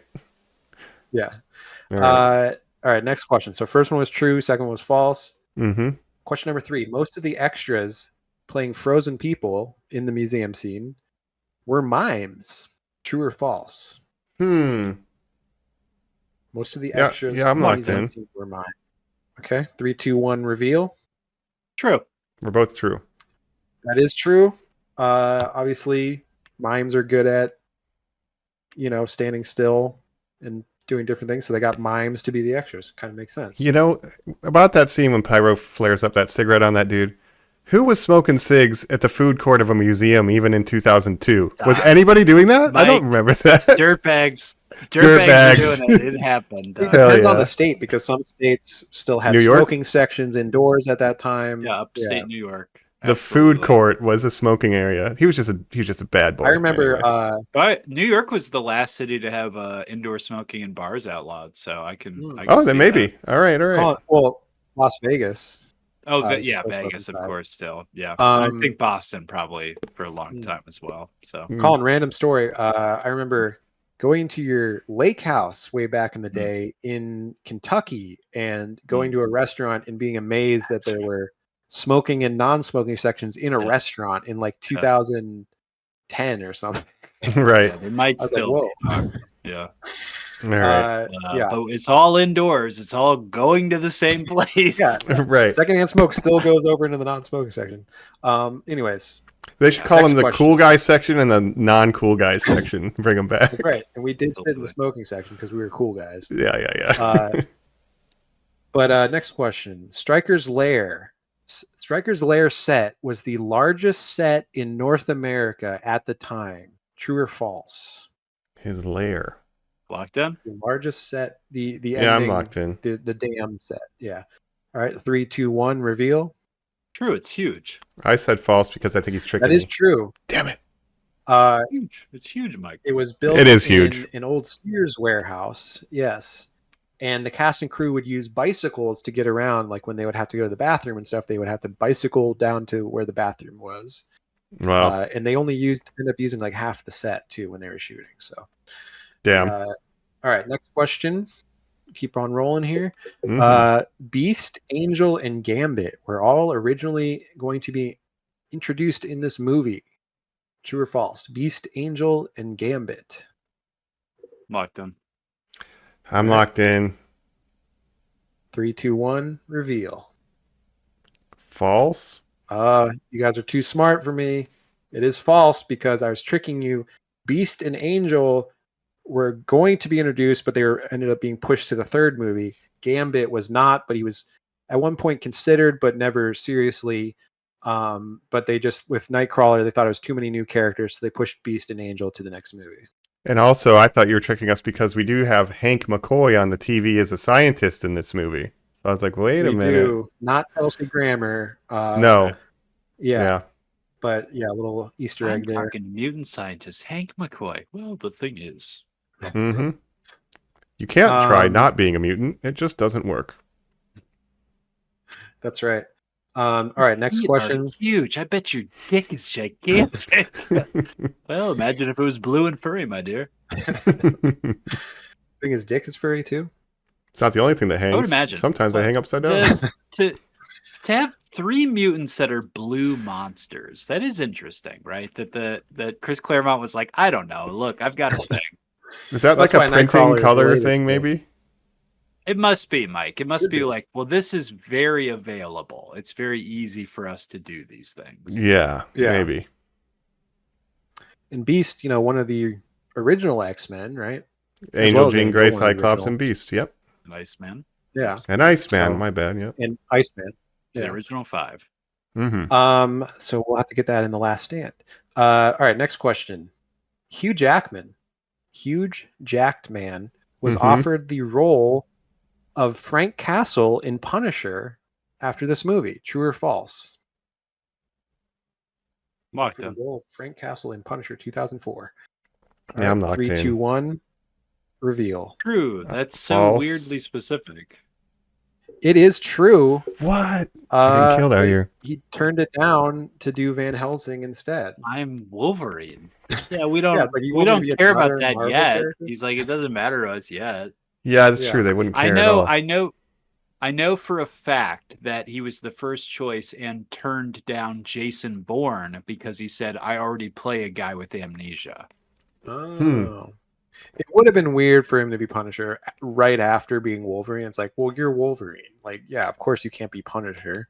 But And then obviously the role went to Thomas Jane. Now, I'd like to introduce to you a guy named Chris Evans, Jacob. Yes, but he.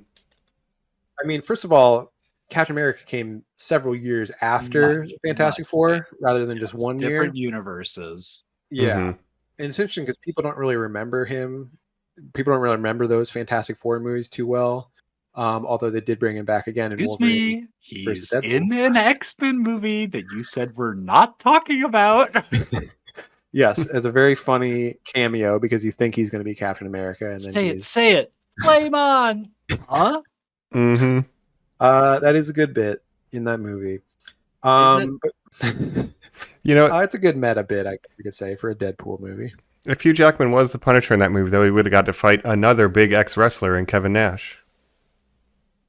Yeah, and also if he played Punisher, you know that would have been a reference in Wolverine versus Deadpool. They would have brought back Hugh Jackman Punisher.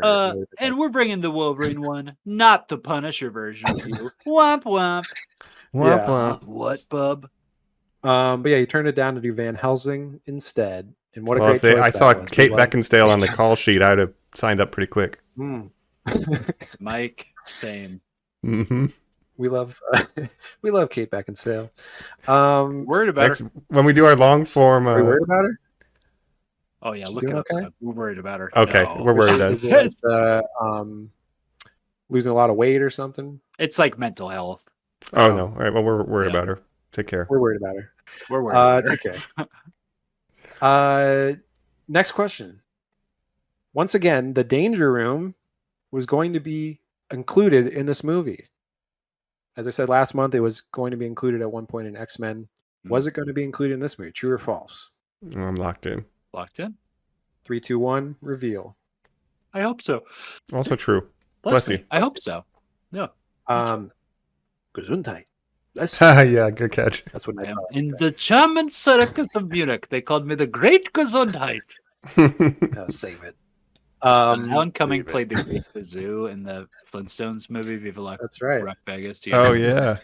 Oh, that's Yeah, And awesome. then Halle Berry was in that movie too. Right? Oh no! She's Wow. In the first one. She's in the other Yeah.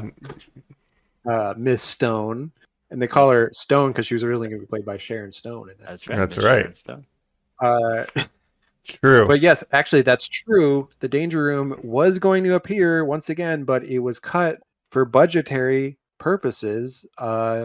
They couldn't include it, and it was going to be the scene where Wolverine is watching the kids at the mansion alone, and he decides to go work out in the Danger Room. There's going to be a scene of him in the Danger Room, but they had to cut Sure. it. Oh, I like that. They, of course, bring it up in the third one. But I'm realizing now I love the X-Men's technology. I love Cerebro, and I love the Danger Room. Yeah. I like the Danger Room a lot. Very Something I cool. always remember from the cartoons. I liked when they would go do exercises and things and fight in there, practice fighting against the Sentinels and stuff. Mm-hmm. X-Men Legends. You did like training and stuff in there, I think. Yeah, hell Yeah. yeah. All right. Second to last question here. That was the second to last one. Okay, so last question, and this is a not true or false, but this is a sort of the bonus. Oh, Mike, can you tell us the score currently? Who's winning? Oh, I am getting killed out here. It is 6-3 Colin, according to my looks tally. like Colin So won. Colin won, but for This one's sport, worth 10. this one's worth but 10. this is a multiple answer question, I guess. I want to see if you can get any of these. But basically, so 2003, this is sort of a box office game question. 2003 became the first year to have 5 $200 million movies in one summer Jesus. season.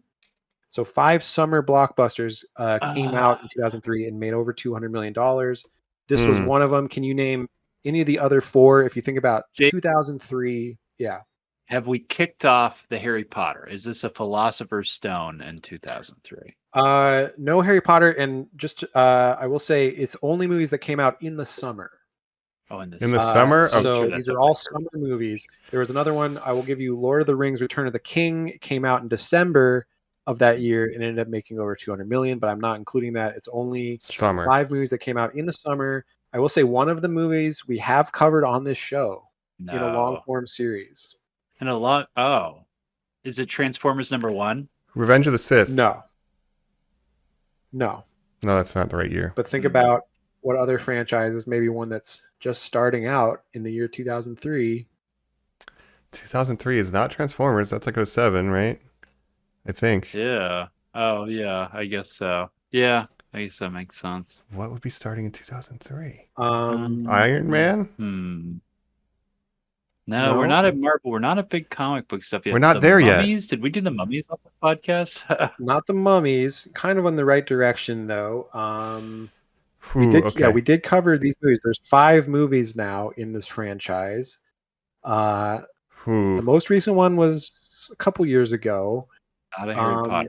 They star a controversial actor who's been somewhat canceled by Hollywood in today's Oh, the Pirates franchise? Oh, Wow. shit. Pirates of the Caribbean, Curse of the Black Pearl, 2003. Wow. That's crazy. So what else came out Yes. that Can summer? you name any of the other ones? So that's 2 of them. One of them is also part of a franchise. I saw X2 and Pirates the same year. That was a pretty good year for old little Colin. Yeah. What else was I watching? And I'll say a sequel to a huge movie from American Pie 2. 99. $200 million. 99, a sequel from 99. Yes. What movie came out and like changed the game in terms of Oh, The Matrix effects? 2, Revelations.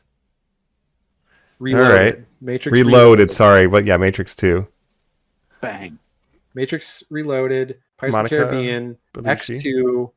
X2. One of these is a Pixar movie, Oh, Toy Story? not Toy Story. What's the best? Monsters, Inc. No? Do you want me to tell you? Finding Nemo, it's too early. Oh, it is Finding Nemo is Wow. it. And the last I- one, different I don't think pictures it of my ages in my mind for these movies. No. it's hard to remember back Yeah. to that time period. The But, before times. I'll give you the last one. I don't think you're going to get it. It's also a sequel. Or is it the first? No, it's the first one, but they made a sequel. Bruce Almighty, starring Jim Oh, wow. Carrey. Whoa. Yeah, never would have got that. And they later made Evan Almighty with the Steve Carell character. would've gotten spin-off. that. I like that movie a lot, but never would have gotten it. Remember when we used to be able to have like a huge box office hit on like a comedy, just a normal comedy movie, and not Right, like Jim Carrey comedy. Yep. So you Morgan go Finding Freeman. Nemo, Pirates of the Caribbean, The Matrix Reloaded, Bruce Almighty, X2, all made over 200 million in the summer of 2003. Lord of the Rings: Return of the King later that year also made over 200 million. Mm-hmm. And that was a lot back then. I mean, now it's like, I mean, it's still a lot now domestically, but it was, it was going crazy back then. We're talking Obsession outgrossed these movies, like Oh, in nowadays Well, dollars. Not yet, but it probably will because Obsession. I was looking like up. 230, Obsession's made 240. almost 200 million. Yeah. Oh, I thought they Well, globally hit domestically like versus 230. worldwide. Oh, domestic. Okay, Worldwide, yeah. probably, but I was talking domestically. Yeah. Oh, then domestic. But- yeah, no, never mind. Obsession has grossed more than The Mandalorian and The Grogu, which is insane. Yep. Currently, it's the 6th highest grossing movie of this year. Wild. Well, I was the least highest grossing point scorer on this quiz. Colin cooked me handily, 7-4 if we counted the bonus round. So congratulations, sir. Colin wins that round. Tip my hat to you. By the way, would you believe that Hoppers is the 5th highest grossing movie of 2026 right now? Hoppers. would Colin, you you believe love Hoppers? that? I would. I loved Hoppers. You mean Currently, the Super Mario Galaxy movie is number 1. Michael is number 2. Project Hail Mary is 3. Devil Wears Prada 2. Hoppers, then Obsession, then Star Wars: The Mandalorian and Grogu. We should. But did you correct for He-Man being number 1 now? I'm sorry. He-Man has made about $30 million. That is heartbreaking. And of Uh, course, Toy Story truly is about to be the highest grossing film of the year, without a doubt. More than Super Mario Galaxy, you think? Oh, absolutely. Oh, Jacob, without a doubt. It's Yeah. made 428 million domestically. That's an insane number. Mortal Kombat sitting at $80 million. Has not cracked 100 million domestically. Mortal Kombat 2. That is I rough. believe Michael's about to make $1 billion, right? Michael's opening in Michael is Japan, in and that's second going to put it over the place. top. Yeah. Yeah. And Project Hail Mary, third. Nice. So it's been a sort of weird year, but yeah, some big flops with Mortal Kombat 2, Star Wars, He-Man. He-Man, probably. Yep, not looking good. Oh, how about Supergirl, Jacob? It's looking good, though, right? Well, that hasn't come out yet, but it will, and it will make $5 billion, I think. That's right. Wow, good for James Gunn. Great. All right. All right. That was a That's good. fantastic quiz, my friend Mike. I'm sorry I had to spank you, but yes, let's head over to final thoughts. Let's do Let's it. do it. We're back. The weird little drip in our spine is wearing off, so we're going back to being normal as we wrap That's up right. talking about X2, X-Men United. The X-Men have separated. Uh-huh.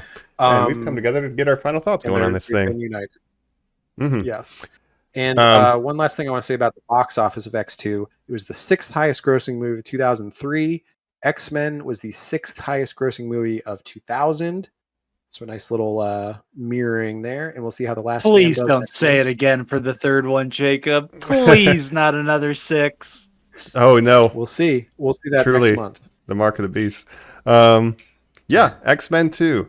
Again, it's quaint by comparison to what we've been getting now. Like, this is the sequel to your big blockbuster, like, in scale. Like, the most we get is some military goons and then, like, 4 people in a room. Like, it is still very, like, Right. contained, even though this is the big one. Yeah. Yeah. And but you have to consider the context in which it was made, I think. Again, like I think it's superhero charming movies were because still of sort that. in their infancy. Yeah. Yeah. And it was really, it was Sam Raimi's Spider-Mans and these movies that were kind of ruling the landscape of superheroes until the MCU comes out with Iron Man and the Incredible Hulk.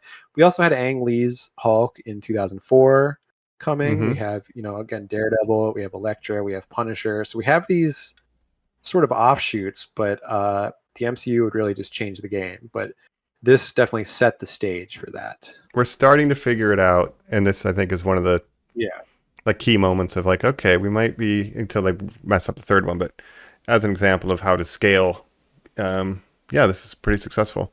I love it. I'm curious how interested I'm going to be going forward, as I've said. Yeah. I think it'll be fun to relive all these movies even as they get worse. No matter what, the eye candy of the powers is something I'm always, even as a kid, like, ooh, there's Banshee. I love Banshee, Yeah. It just always Again, gets- that's a big problem I have with the third one is they introduce all these random, like, oh, it's Porcupine guy. He can hug you and like kill you with his Oh, spikes. Get fuck. the fuck out of here. Spikor? Kid Yeah. Omega? Yeah. But they just start introducing mutants that aren't even based on ones from the comics. They just start making them up and they're just lame in the next one. So Well, this I've always was told really- you I yeah, wanted to this build is before bridges. the fall off. Right.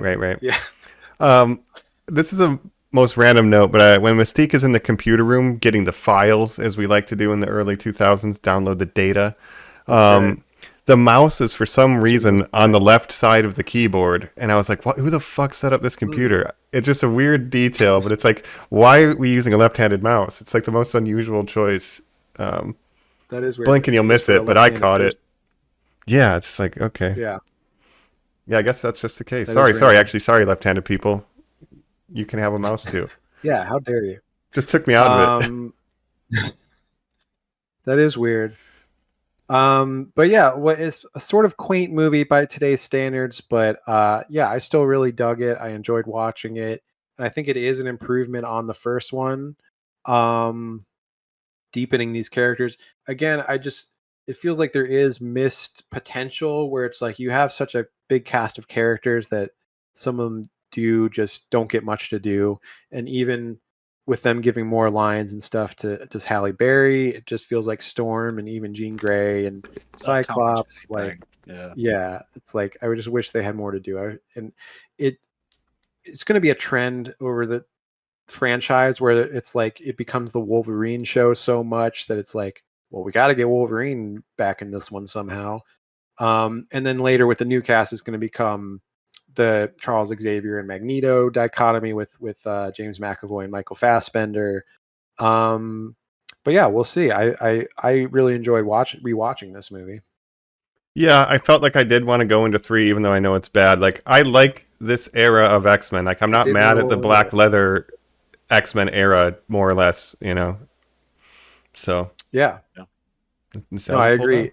And just like last month, I wanted to roll into this one. I really just want to roll into The Last Stand. Yeah, they're fun to watch. Yeah. Jay, can you use your mutant power? We're a little lost in space and time currently, but do you have any idea what our next episode is? Well, obviously, Colin, last week we just did our big 400th Huge episode of What Show. And we're just we're living in a post 400 world, the fallout of the big announcements that happened in that episode, and we all know what they were. Yeah, I didn't even have any of this stuff 3D printed. It was like before I even did any of this. It's wild. Yeah. Yeah. Oh, what you 3D printed for that 400th What Show, man, that was really crazy. Thanks, man. I don't know how you're gonna top that. I mean, the energy rolled right into X-Men. That's why I did the claws, because I was so inspired by what I did for 400, obviously. So a bust of Jacob's head. Wow. Yep. But yeah, we did our big 400 watch. Next week, last week of June, we do have a new superhero movie coming out. Speaking of superheroes, we have, of course, the biggest movie of the year, Colin. It's Disclosure Supergirl. Day. Oh, that's right. It's Supergirl. Sorry. It's Disclosure Day. Millie Alcock, young Rhaenyra Targaryen herself. Oh, speaking of Rhaenyra Targaryen, we have House of the Dragon coming back, season 3. We'll be doing an episode when that show ends in like 8 weeks or whatever. I assume we'll be doing a season retrospective of that. We'll probably talk about it on a watch at some point before. At the very least, yeah. But who knows? Yeah, I'm very excited for that to be dropping. More Game of Thrones. But yeah, Supergirl next week. We'll see. I got my tickets. I can't wait. Mike, you're holding the Alamo menu. The popcorn bucket? Wow. Yeah.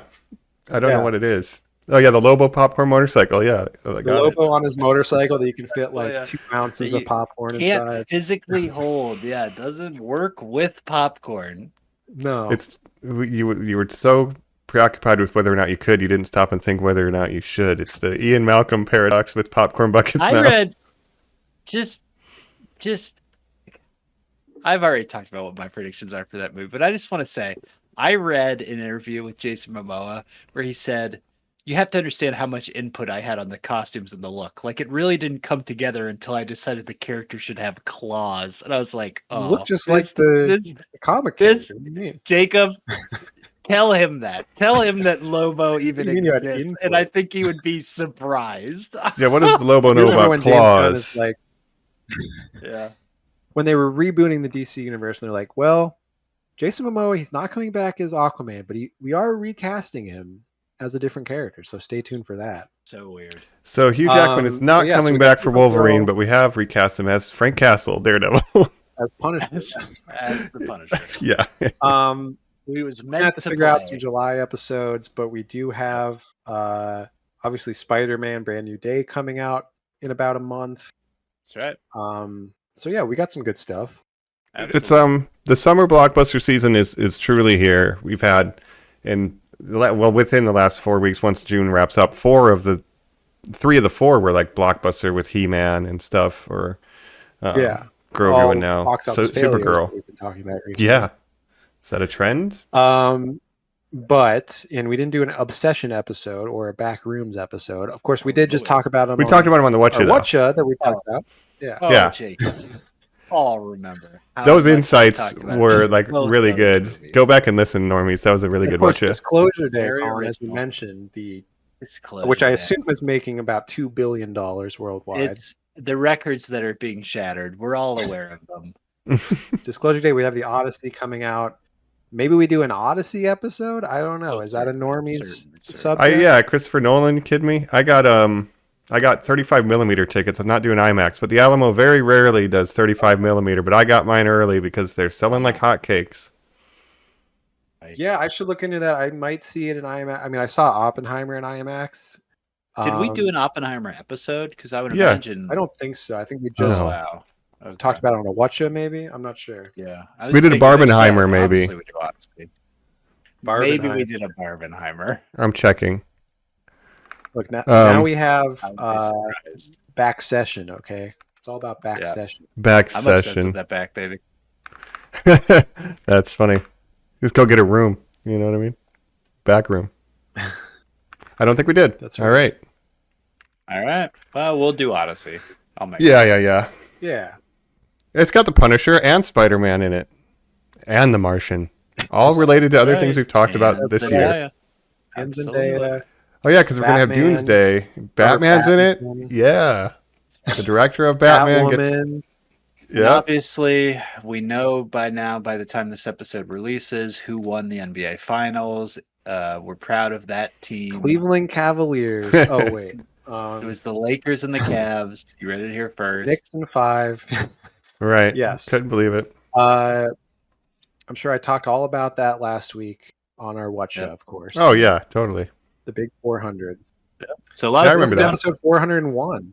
It is. It's a new era. We turned over a new leaf on Normies Like Us. We hope you are still listeners. That is a long time to support us. Keep supporting us at Normies_like_us. Where you can That's rate, right. review, subscribe to the podcast. It helps us out a lot. Check us out on the YouTube. We referenced it a lot this time. We were doing a lot of funny physical bits. We did Jacob's quiz. We saw Mike's toppers. We saw the claws. I mean, fucking come The on. claws.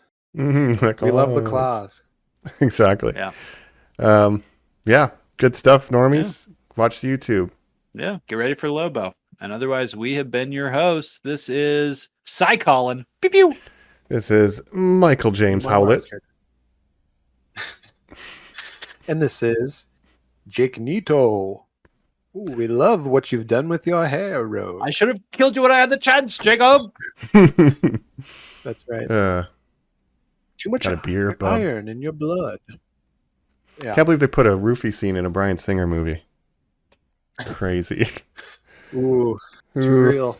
Too real. Catch you next time, normies. Catch Bye. you next time, normies. Bye. Hey.